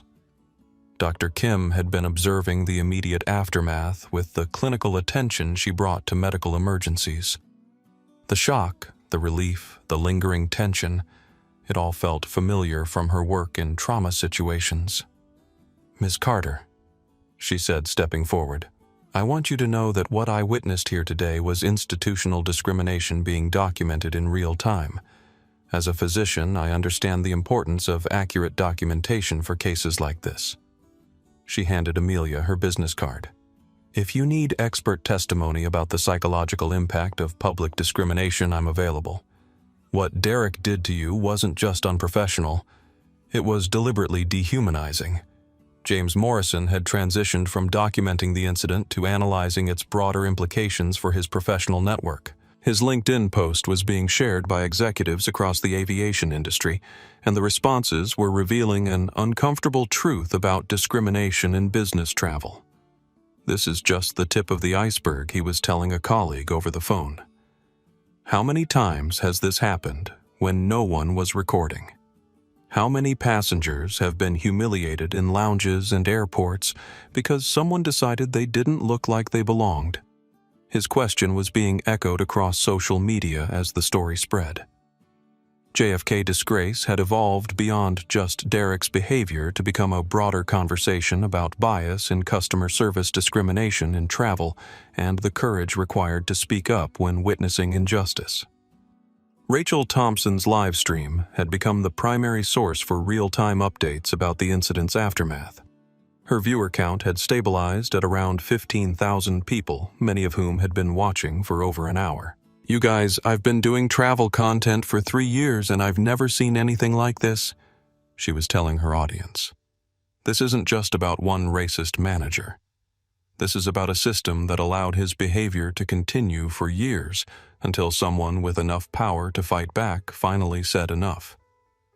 The comments on her live stream had evolved from outrage about Derek's behavior to discussions about how to create accountability in customer service industries, how to support employees who speak up about discrimination, and how to ensure that this incident led to meaningful change rather than just viral entertainment. Miguel Santos was coordinating with his union representative to ensure that all the documented evidence was properly preserved for the various investigations that were now inevitable. 8 months of careful documentation was about to become the foundation for a federal case that could change policies across the entire aviation industry. "This is bigger than Derek," he was telling Maria Gutierrez as they organized video files and witness statements. "This is about creating a paper trail that proves discrimination isn't isolated incidents. It's patterns that develop when nobody's paying attention." Maria nodded grimly. "And now everybody's paying attention. Federal investigators, civil rights organizations, media outlets, they're all going to want to see how deep this goes." Officer Torres was completing the most complex incident report of his 15-year career. What had started as a simple trespassing call had become a documented civil rights violation, with federal implications, multiple witnesses, and viral video evidence. "Brooks," he said to his partner, "this is going to be a textbook case in discrimination law. Every detail matters because this is going to court." Brooks was still processing the fact that he'd almost arrested the owner of the terminal for trespassing in her own building. Jesus, Torres. What if we just cuffed her when Derek asked? What if we hadn't asked questions? Torres's expression was grim. Then we'd be facing federal civil rights charges alongside Derek. Never assume someone's guilt based on their appearance. Today's a reminder why. Elena Rodriguez had found her voice in ways she'd never imagined possible. The young woman who'd been afraid to speak up was now coordinating with lawyers, providing detailed testimony about Derek's pattern of behavior, and becoming a symbol for employees who refused to stay silent about workplace discrimination. "Ms. Carter," she said, approaching Amelia with a confidence that would have been impossible 3 hours earlier. "I want to apologize for not speaking up sooner. I knew Derek's behavior was wrong, but I was scared of losing my job." Amelia's response was gentle but firm. "Elena, fear is a tool that people like Derek use to maintain bad systems. Your courage today, Sophia's courage, that's what breaks those systems. Don't apologize for finding your voice. Use it." The conversation was overheard by passengers who were beginning to understand that they'd witnessed more than just customer service drama. They'd seen employees risk their livelihoods to do what was right, and they'd seen those employees supported rather than punished for their courage. Robert Anderson was beginning to comprehend the full scope of the cultural transformation that was about to be required. This wasn't just about firing Derek and issuing apologies. This was about rebuilding an entire operational culture to ensure that discrimination couldn't take root again. His phone buzzed with a text from the CEO of the Port Authority: "Full support for whatever changes are needed. This cannot happen again." Another message from the head of Aviation Security Federal Aviation is requesting comprehensive policy review. Full cooperation required. And then a message that made his blood run cold from the terminal's insurance company.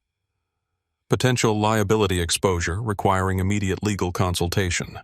Document everything. Derek's discrimination had created a cascade of consequences that would reshape policies, trigger federal oversight, and cost millions of dollars in legal fee settlements and operational changes. Dr. Kim was documenting the broader implications for her own professional network, understanding that this incident represented a moment of clarity about how bias operates in institutional settings. This is what institutional discrimination looks like when it's fully exposed. She was telling a colleague via text. One person with authority deciding who belongs, enabled by a system that doesn't require accountability until it's too late. The response was immediate. Can you testify as an expert witness? This needs to become case law. As the immediate chaos began to settle into the long process of investigations, policy changes, and legal proceedings, one thing was becoming clear to everyone involved. This hour at JFK Terminal 4 was going to be remembered as a turning point. Not just for Derek Sullivan, whose career and reputation were destroyed forever. Not just for Amelia Carter, whose response to discrimination was going to inspire policy changes across the industry. But for every employee who'd learned that speaking up was possible, every passenger who'd seen that accountability could be enforced, and every institution that understood they were being watched. The cameras were still rolling. The documentation was still growing, and the consequences were still cascading through systems that would never be the same again. Change had arrived at JFK Terminal 4, and it had arrived with the unstoppable force of truth being spoken to power in front of the entire world. The transformation of the Platinum Sky Lounge began within minutes of Derek Sullivan's termination. Robert Anderson stood behind the reception desk that had been Derek's kingdom, his hands shaking slightly as he faced the most challenging hour of his administrative career. Sophia, he said, his voice carrying the weight of immediate decision-making. Your interim manager of this lounge effective immediately. Elena, your assistant manager. Your first priority is ensuring every passenger here receives the service they deserve. Sophia stared at him in disbelief. 3 hours ago, Derek had fired her for suggesting they check a reservation. Now she was running the lounge she'd worked in for 3 years without ever being considered for advancement. Sir, she said carefully, I don't have management training. You have something more important, Robert replied, glancing at Amelia, who was coordinating with her legal team via phone. You have integrity, the training we can provide, the character you already showed today. Elena felt tears pricking her eyes. Mr. Anderson, when Derek threatened my job for speaking up, I thought my career at JFK was over. Elena, your career at JFK is just beginning. What you did today, choosing truth over security, that's leadership. We need more of it. Rachel Thompson's live stream captured the immediate promotions, and the comments exploded with support for the employees who'd found the courage to challenge discrimination. Yes, promote them. This is how change happens. Sophia and Elena are heroes. Finally, some justice. James Morrison had been observing the management transition with his financial industry perspective on crisis response. This is textbook crisis management. He was telling his LinkedIn followers via live updates, remove the problem, promote the people who spoke truth, signal immediate cultural change. Robert Anderson just saved his terminal from federal oversight. But the real justice was happening in smaller, more personal moments throughout the lounge. Miguel Santos approached Amelia with his union representative, carrying a tablet loaded with 8 months of documented discrimination incidents. Ms. Carter, Derek's behavior toward you wasn't isolated. We have video evidence of him treating Hispanic families, elderly, Asian passengers, and young black travelers the exact same way. Amelia reviewed the footage with the calm attention she brought to business negotiations, but her jaw tightened as she saw the pattern Derek had established, demanding extra verification from passengers of color, refusing service based on appearance, making derogatory comments about customers who didn't meet his narrow definition of appropriate. Miguel, she said this documentation is going to be crucial for federal investigators, but more importantly, it's going to help us understand how to prevent this from happening again.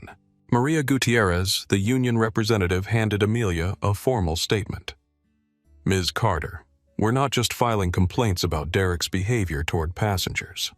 We're documenting the hostile work environment he created for his own staff. Sophia and Elena weren't the first employees he threatened for trying to do the right thing.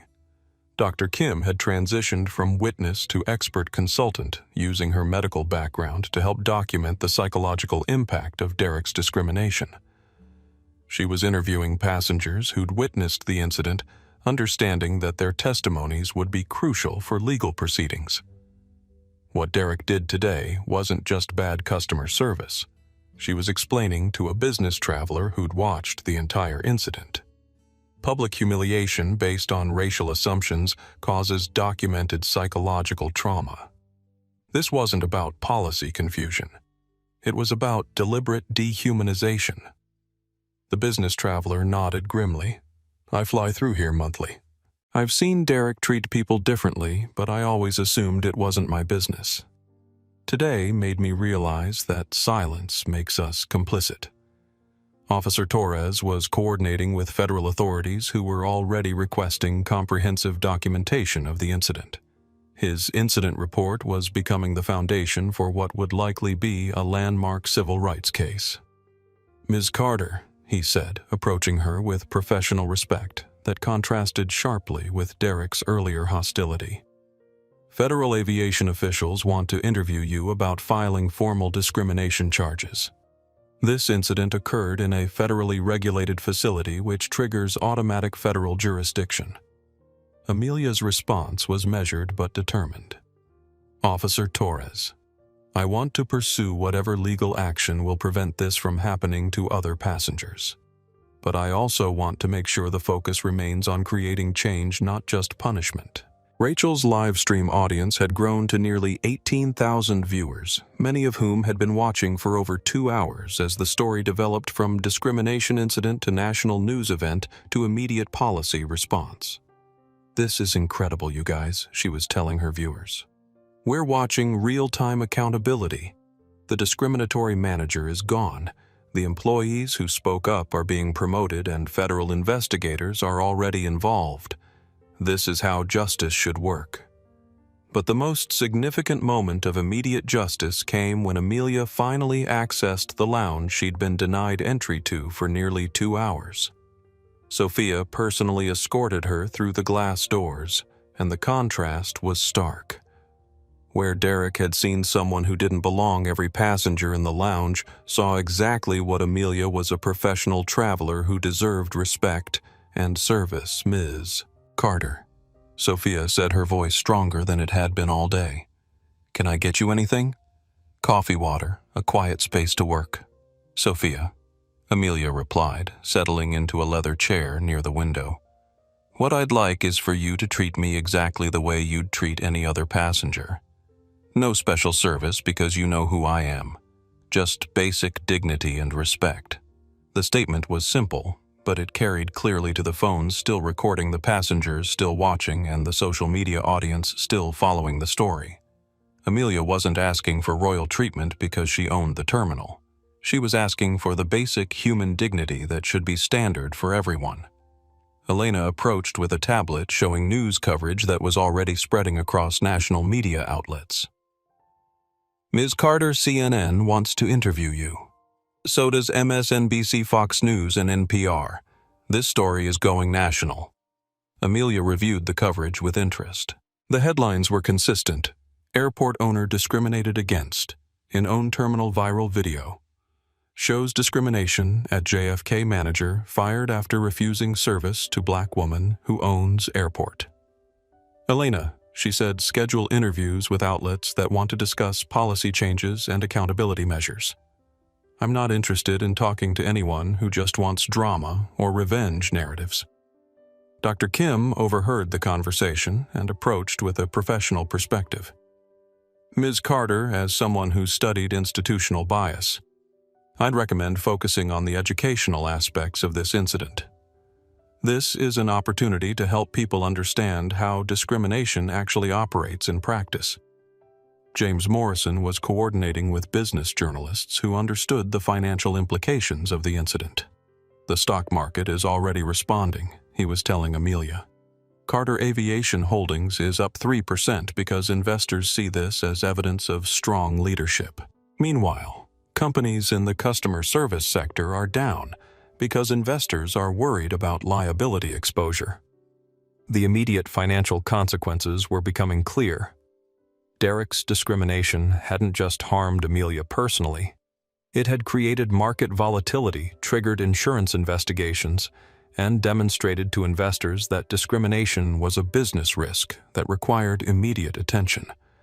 Miguel Santos was working with his union to ensure that Derek's termination was properly documented and that policies were put in place to prevent similar incidents. Ms. Carter. He said the union wants to partner with Carter Aviation to develop discrimination reporting protocols that protect employees who speak up. Miguel Amelia replied that's exactly the kind of structural change that makes this incident meaningful rather than just viral content. Rachel Thompson was preparing to end her live stream after nearly 3 hours of continuous coverage, but she wanted to capture the transformation that had taken place in the Platinum Sky Lounge. Look around this space.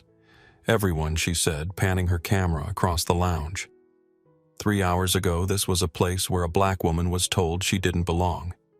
Now it's a place where the employees who stood up for her are running operations where federal investigators are ensuring accountability and where real change is beginning.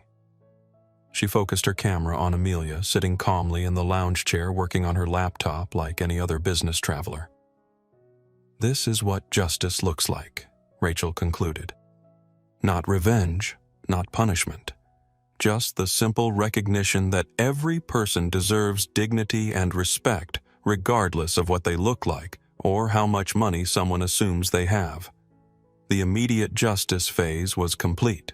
Derek was gone, accountability was established, and change was beginning. But everyone involved understood that real justice would come from ensuring this never happened to anyone else. 3 weeks after what became known as the JFK Incident, Terminal 4 was unrecognizable. Not physically. The same marble floors gleamed under the same fluorescent lights. The same shops sold the same overpriced snacks. But culturally, everything had changed. Amelia Carter stood in the executive conference room overlooking the terminal, surrounded by policy manuals, training materials, and implementation timelines for what would become known as the Carter Dignity Protocols. The name had emerged from media coverage, but Amelia had embraced it because it captured exactly what the changes were designed to achieve. The three-pillar approach is comprehensive, explained Dr. Jennifer Walsh, the organizational psychologist Amelia had hired to design the cultural transformation program. Prevention through training, accountability through monitoring, and restoration through immediate response. Robert Anderson sat across from them, flanked by representatives from the Port Authority, federal aviation officials, and civil rights organizations who were treating Terminal 4 as a pilot program for airport-wide discrimination prevention. The Federal Oversight Committee is impressed with the scope of changes, said Agent Lisa Brennan from the Department of Transportation's Civil Rights Office. If these protocols prove effective, they'll become the national standard for airport customer service. The prevention pillar was already showing results. Every Terminal 4 employee, from janitors to executive management, had completed 40 hours of dignity and respect training. Not the typical corporate seminar with PowerPoint slides and multiple-choice tests, but immersive role-playing workshops where employees experienced discrimination firsthand. Sophia Martinez, now officially the Platinum Sky Lounge manager, had just completed her advanced training certification. Ms. Carter. She reported the staff response has been remarkable. People are actually excited about the new standards because they feel empowered to provide excellent service to everyone, not just passengers who meet some arbitrary appearance requirement. Elena Rodriguez had been promoted to Terminal Customer Dignity Officer, a new position that gave her authority to intervene immediately in any situation involving potential discrimination. Her first week had included 3 incidents where passengers were being treated differently based on appearance, and in each case, she'd been able to correct the situation before it escalated. "The reporting system is working," Elena told the group, referring to the anonymous bias incident reporting app that had been installed throughout the terminal.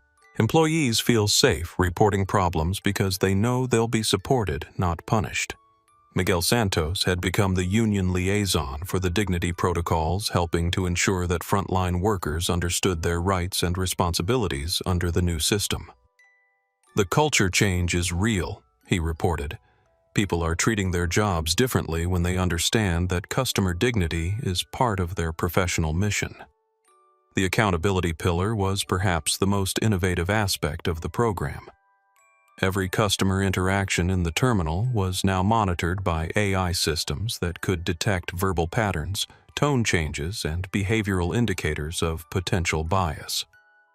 "The technology isn't about surveillance," explained Dr. Walsh. "It's about early intervention. When the system detects potential discrimination, it immediately alerts supervisors who can intervene before a situation escalates." Rachel Thompson had been hired as the terminal's transparency coordinator, using her social media expertise to ensure that the implementation process remained visible to the public who'd watched the original incident unfold. "Accountability only works if people know they're being held accountable," she explained to her YouTube audience in a follow-up video that had garnered over 200,000 views. Terminal 4 is live streaming their policy changes because they want everyone to see that real change is happening. The restoration pillar focused on making things right when problems did occur. A rapid response team could be activated immediately to address discrimination incidents, provide support to affected passengers, and implement corrective measures before situations could spiral into viral controversies. Dr. Sarah Kim had joined the team as a consulting expert on trauma response, helping to design protocols that recognize the psychological impact of discrimination. "When someone experiences public humiliation based on their identity," she explained to the training staff, "the response needs to address not just the immediate incident, but the longer-term emotional damage." The financial implications of the Carter Dignity protocols were already becoming clear. Terminal 4's customer satisfaction scores had increased by 47% in 3 weeks. Discrimination complaints had dropped to 0. Employee retention was up and recruitment had become easier as word spread about the terminal's commitment to dignity and respect. James Morrison had been tracking the business impact for his financial industry followers, and the results were striking. "This isn't just about doing the right thing," he reported in a LinkedIn article that was shared over 5,000 times. "It's about business effectiveness." Discrimination is bad for the bottom line because it drives away customers, creates legal liability, and destroys employee morale. The ripple effects extended far beyond Terminal 4. Other airports were implementing similar protocols. Customer service companies were revising their training programs, and business schools were developing case studies about the incident. "We're getting calls from airports across the country," reported Maria Gutierrez, who'd been promoted to Regional Union Coordinator for Dignity Protocols. "Everyone wants to know how to implement these changes before they have their own viral discrimination incident." Federal investigators had completed their review and were preparing to issue recommendations based on Terminal 4's transformation. Agent Brennan was optimistic about the broader implications. "What we've seen here proves that institutional change is possible when leadership commits to comprehensive reform rather than superficial fixes. The most significant change was cultural rather than procedural." Passengers were reporting that Terminal 4 felt different. More welcoming, more professional, more committed to treating everyone with respect regardless of appearance or perceived social status. "I fly through here monthly," reported one business traveler in a survey. 3 months ago, I watched staff treat passengers differently based on how they were dressed. Now, everyone gets the same courteous service. It's like working in a completely different building." Amelia herself had become a symbol of the transformation, but she was careful to keep the focus on institutional change rather than individual heroics. "This was never about me personally," she explained in an interview with CNN. "It was about creating systems that protect everyone's dignity, not just people who happen to own the building." The training materials developed for Terminal 4 were being distributed to airports nationwide, creating a standardized approach to discrimination prevention that could be implemented across the entire aviation industry. Dr. Walsh was particularly proud of the peer accountability component. Employees don't just report discrimination they witness. They're trained to intervene professionally when they see it happening. The whole culture has shifted from "not my job" to everyone's responsibility. Sophia Martinez had emerged as a national spokesperson for employee empowerment in customer service industries. 3 months ago, I was afraid to suggest checking a computer system, she told a conference of hospitality managers. Now I have the authority and training to ensure every passenger receives dignified treatment. The difference is that my employer supports doing the right thing instead of punishing it. Elena Rodriguez was developing similar programs for other airports, helping to scale the Terminal 4 model across the country. The key insight, she explained to a group of airline executives, is that preventing discrimination requires empowering frontline employees, not just training them. The federal oversight period was scheduled to last 2 years, but early indicators suggested that Terminal 4's transformation was permanent rather than performative. Customer complaints about discrimination had dropped to zero, employee satisfaction was at record highs, and the terminal was being used as a model for airports internationally. "We've created something that will outlast all of us," Amelia reflected during a quarterly review meeting.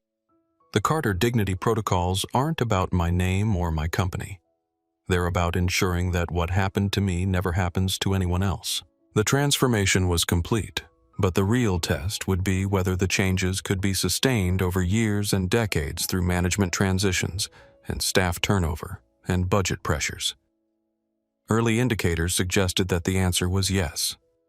The culture change had been so comprehensive, so thoroughly embedded in operational procedures and employee training, that discrimination had become practically impossible rather than simply prohibited.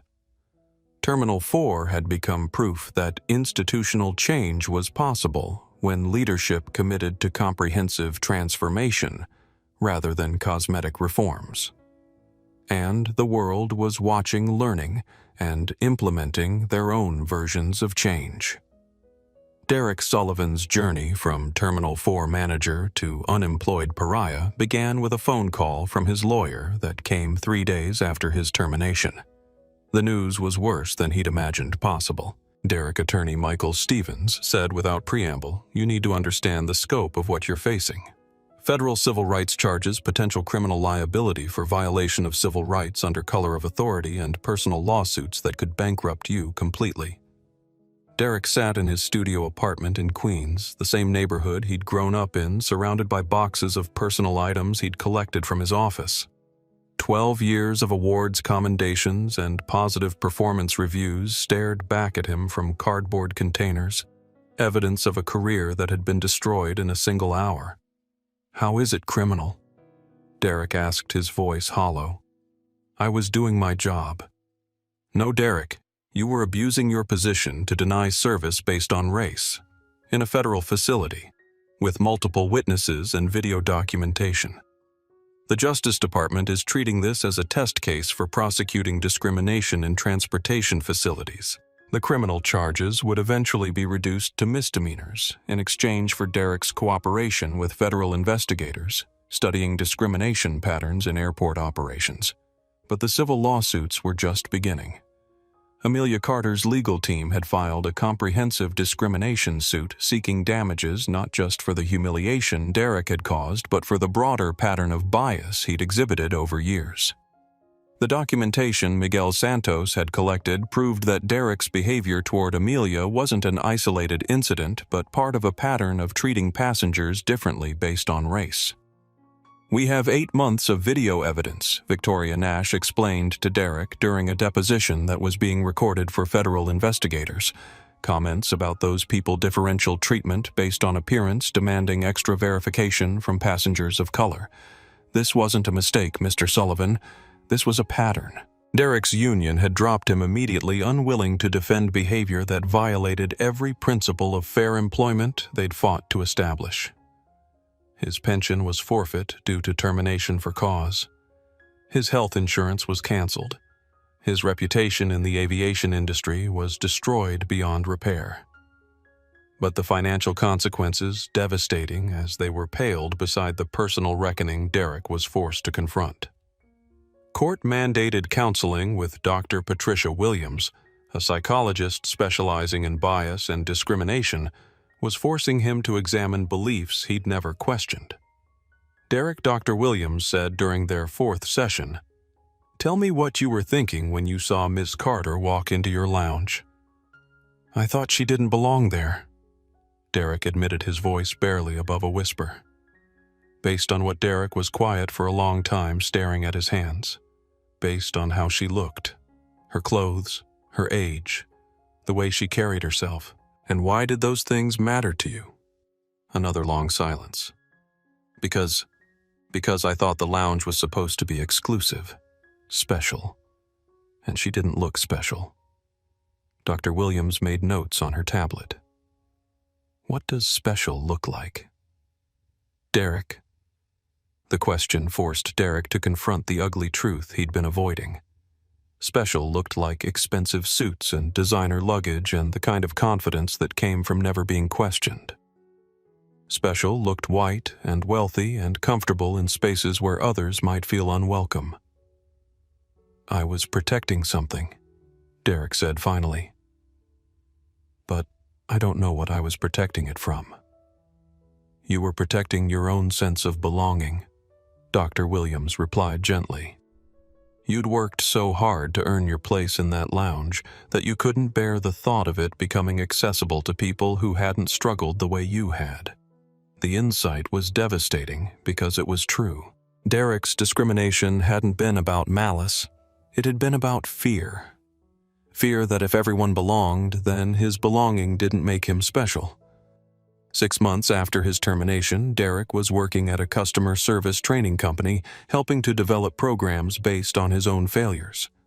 It was humbling work, poorly paid, but it gave him a chance to turn his worst mistake into something educational. "This is Derek Sullivan," he would tell groups of airport employees during bias training sessions. 18 months ago, I discriminated against a black passenger so openly and completely that it became national news. I destroyed my career, faced federal charges, and became a symbol of everything wrong with customer service. The presentations were painful but necessary. Derek had become a cautionary tale, but he'd chosen to be a teaching tool rather than hiding from his mistakes. "I told myself I was maintaining standards," he would continue. "But the truth is, I was maintaining prejudice. I let my own insecurities and assumptions destroy my professional life and cause real harm to another human being." The audiences were often hostile. Airport workers who'd seen the viral videos, read the news coverage, watched Derek become a symbol of discrimination in their industry. But Derek accepted the hostility as part of his accountability. "I can't undo what I did to Ms. Carter," he would conclude each presentation. "But I can help you understand how easy it is to let bias destroy everything you've worked for. Because if it could happen to someone like me, someone who thought he was just doing his job, it can happen to anyone." Dr. Williams had been working with Derek for over a year, and she could see genuine change in his understanding of his behavior. "Derek's case is unusual because he's willing to confront his mistakes publicly," she explained to researchers studying discrimination rehabilitation. "Most people in his situation retreat into denial or blame others. Derek has chosen accountability. The transformation wasn't complete." Derek still struggled with the financial consequences of his actions, the social isolation that came with being a public symbol of racism, the reality that his professional reputation would never recover. But he'd found something unexpected in the wreckage of his career purpose. His story was being used to train thousands of customer service employees across the country. His willingness to admit his failures was helping others recognize their own biases before they acted on them. "I'll never get my old life back," Derek reflected during a session with Dr. Williams. "But maybe I can help prevent other people from making the same mistakes. Maybe that's worth something." It wasn't redemption. Derek understood that redemption wasn't something he could earn back. But it was growth, and for someone who'd lost everything, growth felt like a kind of hope. 6 months after the incident that changed everything, Amelia Carter stood in the same spot where Derek Sullivan had told her she didn't belong. The Platinum Sky Lounge had been completely renovated, but more than the physical space had transformed. The energy itself felt different, welcoming instead of exclusive, warm instead of cold. Sophia Martinez approached with a tablet displaying the quarterly Dignity Protocol metrics. Customer satisfaction scores had maintained their post-incident highs. Discrimination complaints remained at 0, and employee retention was the highest in Terminal 4's history. Ms. Carter Sophia said her confidence now unshakable after 6 months of successful leadership. The Federal Oversight Committee wants to extend their pilot program. They're calling Terminal 4 the national model for dignity in customer service. Amelia nodded, but her attention was focused on the scene around them. A Hispanic family was being warmly welcomed by Elena Rodriguez. An elderly Korean couple was receiving patient assistance from a staff member who spoke their language.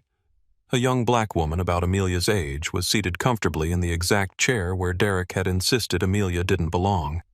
"Sophia." Amelia said quietly, "What matters isn't the metrics or the awards. It's that young woman over there who will never know that 6 months ago someone might have questioned her right to exist in this space." Elena Rodriguez had become something she'd never imagined possible, a nationally recognized expert on workplace dignity and employee empowerment.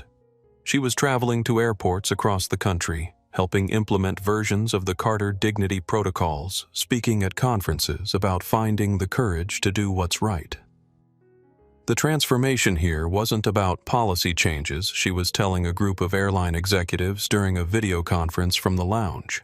It was about creating a culture where doing the right thing is supported instead of punished. Miguel Santos had been promoted to Terminal Operations Coordinator, overseeing the implementation of dignity protocols across all of Terminal 4's customer service operations. The union documentation he'd maintained for 8 months had become the foundation for a new model of worker protection and empowerment. Change happened here because people were willing to speak up. He explained to a documentary crew filming a follow-up story, but more importantly, it happened because leadership listened and acted. Dr. Sarah Kim had published a research paper about the psychological impact of public discrimination that was being used in medical schools and civil rights law courses. Her documentation of the incident had provided crucial evidence for federal policy changes in transportation facilities. The JFK incident proved that discrimination isn't just about individual prejudice, she was explaining to her medical students during a lecture on social determinants of health. It's about institutional systems that either enable or prevent bias from causing harm. Rachel Thompson's YouTube channel had grown to over 500,000 subscribers, largely based on her documentation of the incident and its aftermath. But she'd evolved beyond viral content to become an advocate for transparency in customer service industries. Real change requires sustained attention, she was telling her audience during a 6-month follow-up video filmed in the transformed lounge. It's not enough to fire one discriminatory employee. You have to rebuild the entire system that allowed discrimination to flourish. James Morrison had left investment banking to start a consulting company focused on helping corporations prevent discrimination incidents before they became viral disasters. His LinkedIn post about the Terminal 4 incident had launched a new career in corporate risk management. The business case for dignity is overwhelming, he was explaining to potential clients. Discrimination is expensive. In legal fees, reputation damage, employee turnover, and lost customers. Prevention is always cheaper than crisis management. But the most significant change was something that couldn't be measured or documented: the shift in how people treated each other throughout Terminal 4. Passengers noticed it. Employees felt it. Federal inspectors documented it. Officer Michael Torres had become the model for de-escalation training at the Port Authority Police Academy. His careful handling of the incident had prevented a discrimination case from becoming a police brutality case, and his approach was now being taught to law enforcement officers nationwide. The key insight he explained to trainees is that your job is to discover the truth, not to enforce someone else's assumptions. If I just arrested Ms. Carter because Derek demanded it, I'd be facing federal charges alongside him. Derek Sullivan's story had become a case study in multiple academic disciplines: psychology, business ethics, civil rights law, and organizational behavior.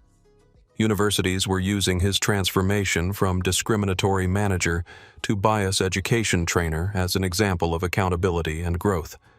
But for Amelia, the real measure of success was personal and simple.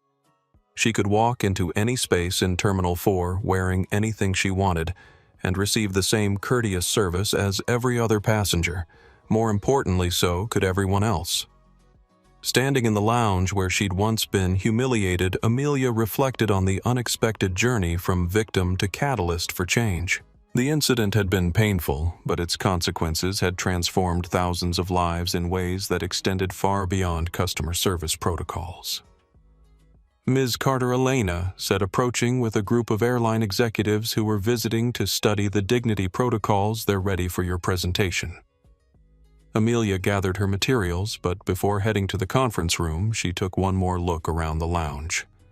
The young black woman was working comfortably on her laptop, completely unaware that her piece had been purchased with someone else's courage 6 months earlier. That was exactly as it should be. The purpose of fighting discrimination wasn't to be remembered for the fight. It was to create a world where the fight was no longer necessary. Amelia Carter had walked into the Platinum Sky Lounge as someone who'd been told she didn't belong. She was leaving as someone who'd made sure everyone would belong forever. Some battles are worth winning not for the victory, but for the peace that follows.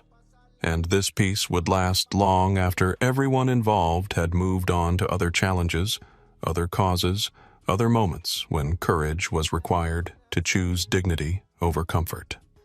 The legacy was simple: a terminal where every passenger was treated with respect, every employee was empowered to do what's right, and every person understood that belonging wasn't something you earned through appearance or wealth.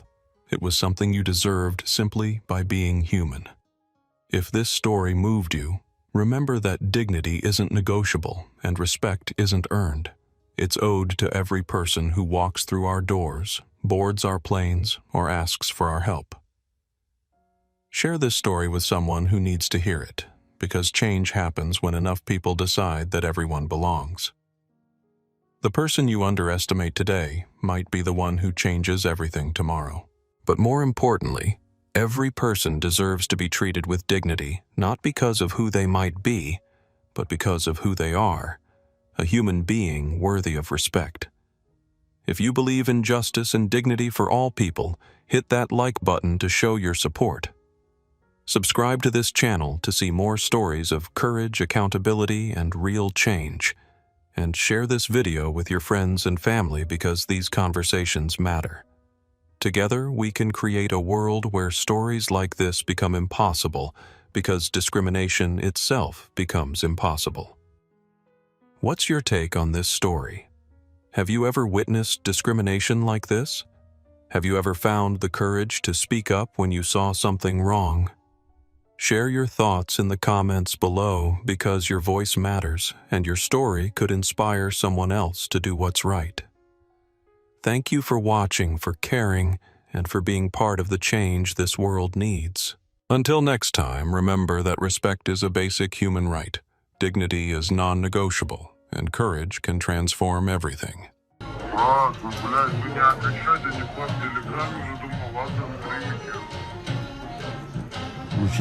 Вот на вас самому поговори.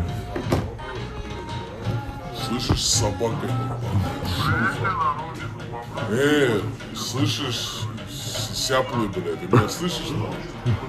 Ты сказал, что ты на Тургенева остался, а я приехал, что где ты? Тихо,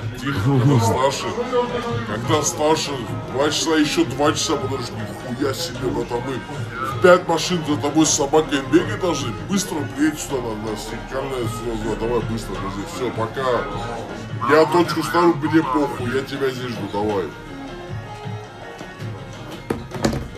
Что ты мормушь? Вася, ты чё? Сохранился где ты? Долбоёб? Что? Не жданул. Блядь, он как дам, блядь, я в ухо в натуре домой долетишь. До Брянска прям?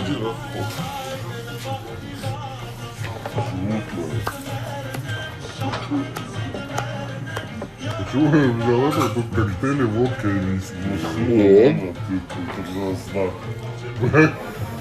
больше ничего нету. Вот где твои ключи от Порша и от М3? У тебя? А спали мне должны не быть. Я их забрал, потому что они вообще в 8-м валялись под тобой, типа сидели. Я сейчас стрим достаю, где я тебе в руки даю, Дэн, возьми ключи, то, что я могу потерять. Было такое? Я их в 8-й Было такое? забрал. Было такое? Но ты их в 8-й положил и... Было такое, я спрашиваю. Не помню. Ну интересно. Блять, сука, блядь, еще выебываешь, еще мне подъебывает меня, мол, блядь. Пытается. Я тебе сам их дал. Да? Хуй на, Я не помню этого. тупорылая. Виталик забрал М3. Что, уже не время?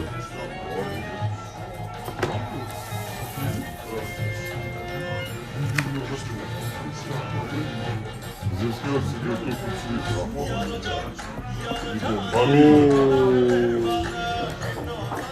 Ахче. Ахче. Ахче. Ахче. Какой матч 22:00? Отъебись от меня. У меня нога болит. Ничего не хочу я. Потому что поэтому Майкас 150 тысяч рублей. Заказали что-то похавать? Да? Вот, да, смотри. Почему Дэна так заебываете? Потому что не видишь, блядь? Подошел мне вот так сделал, потом подъебывается, потом ты меня спрашиваешь, почему я заебываю. Заказывали хавать? Что-либо, пока олигарх вечер. Я за все отвечал, брат. Вась, вот у нас, подожди, вот у нас оговорка. Вот честно, давай сейчас Стрим, скажи это. вот смотри, Да. вот он все время со мной ругается. Вот ты мой кошелек или что, я не могу понять. Ты почему вот каждый раз... Слушай, во-первых, я эмоционально так не разговаривал в обществе. Не, я эмоциональчик, я на стриме сижу. Вопросы есть какие-то еще? Вопрос чести касался, интерес максимум. Не, я могу вопрос задать. И вопросительный знак, и Принципиальная позиция не всегда выгодна. Возможно, но конкретно сейчас она у меня по принципам стоит. Почему Не, ты не, считаешь, что ты мой кошелек и можешь где-то везде за мной Подожди, меня подожди. Так. Я не по личности за тебя плачу. А за что ты За хочешь? весь стол я плачу. У нас с тобой, вот смотри, у нас оговорка Я была. эту оговорку принимал участие на этих переговорах. В смысле, а как? У нас оговорка я по с личности тобой. с человеком идет. Я с тобой эту договорку не имел. Оговорка по личности Нет, с человеком идет. Нет, я с тобой конкретно договорился. Вот смотри, у нас была Я оговорка. говорю, на вопрос, я с тобой договорился об этом или нет? Да, Да, нет. это Нет, сразу, нет. это сразу появилось нет, между такого нами, не как мы бывает. начали близко общаться. Или мы не близко общаемся. Если мы не близко общаемся, скажи, мы не близко общаемся, и этот разговор закроется раз и навсегда. Смотри. Мои вены галогены. Смотри, у тебя может галогены, ксеноны быть, что по кайфу, посмотри. Послушай. Один день я, один день ты, Да, один нет. день Равшан, один день Руфат, один У день тебя Феликс не будет платит никогда. Дена, ватка, контрол. Смотри, у нас была оговорка с Сэма, братан, да. Послушай, да ты, послушай, Акропович 900 тысяч ЕДМ. Себестоимость. Добрый вечер. Мы хотим у вас сделать заказ. Можно, пожалуйста, шашлык, телятина, вырезка, 2 шампура. Мне втереться, правда, просто хочется. Смотрите, у нас не шампурами именно весь сколько заказ. Всех по очереди. 400 граммов, 500 граммов. 500 граммов. Шашлык из куриных крылышек 500 граммов. Что? Я сейчас делаю все так. Да, вот так вот. Кино? Шашлык из куриной грудки 500 граммов. И потом на меня камера вот так вот. Салат, огурцы, помидор. Да, ну там и там, что, ну не дотягивается, да, 2. Хорошо. Чем заправить? Маслом, майонез, Ничем. сметана. Бензин, что ты топливо. Ничего, просто. А есть? Можно сделать нарезкой. Да. Хинкали не будем кушать? А что ли? Сыр, Халакури?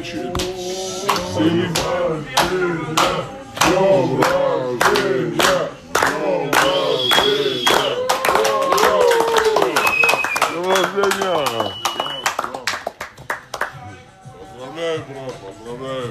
А наши Сыр тоже в 2 местах. Сыр в 2 местах, зелень в 2 местах. Ну, 40 как бы знаю. все, что ниже 100 тысяч платит. Да, вот мы сейчас оговорим этот момент. Подвинься, Феликс, может быть, ты хозяин дивана вот этого. Ах, ты знаешь, Что мебельщик точно. как люблю. Мебельщиком, да.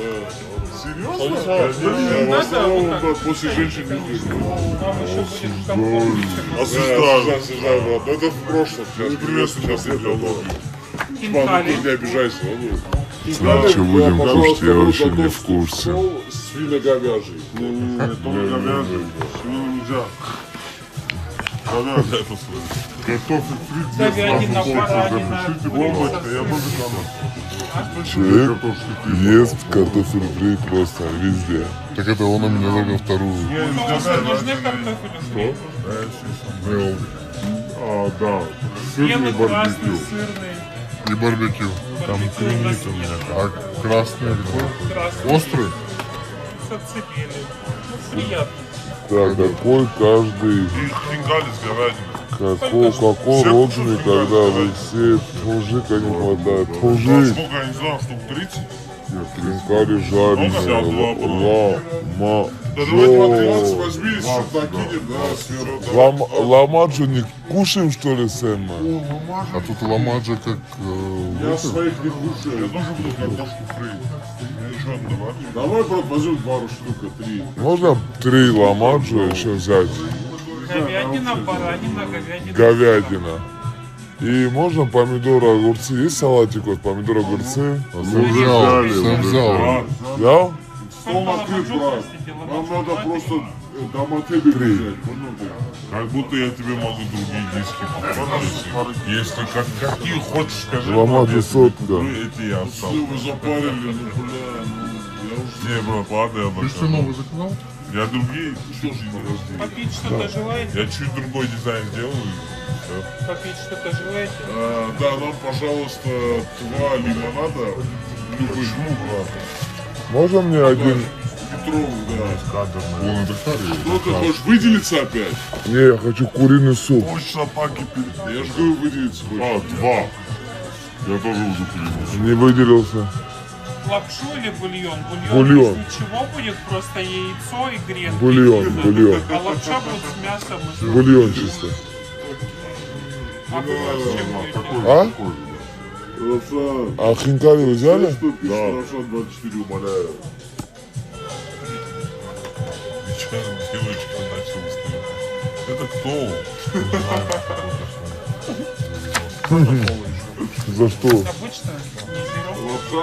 А вы заказали хинкали? Много? Хачапури не будем хавать? Да, хватит. Хачапури лодочка, атомный подводный Можно лодочка. хачапури, пожалуйста? Один еще? А? Чуть проехали, да? Не, водичку и один счет, пожалуйста. Я сейчас похаваю добрую. Хотелось бы похавать, лимонад. И на Е60 И на покататься. Е60 под Тургень, улица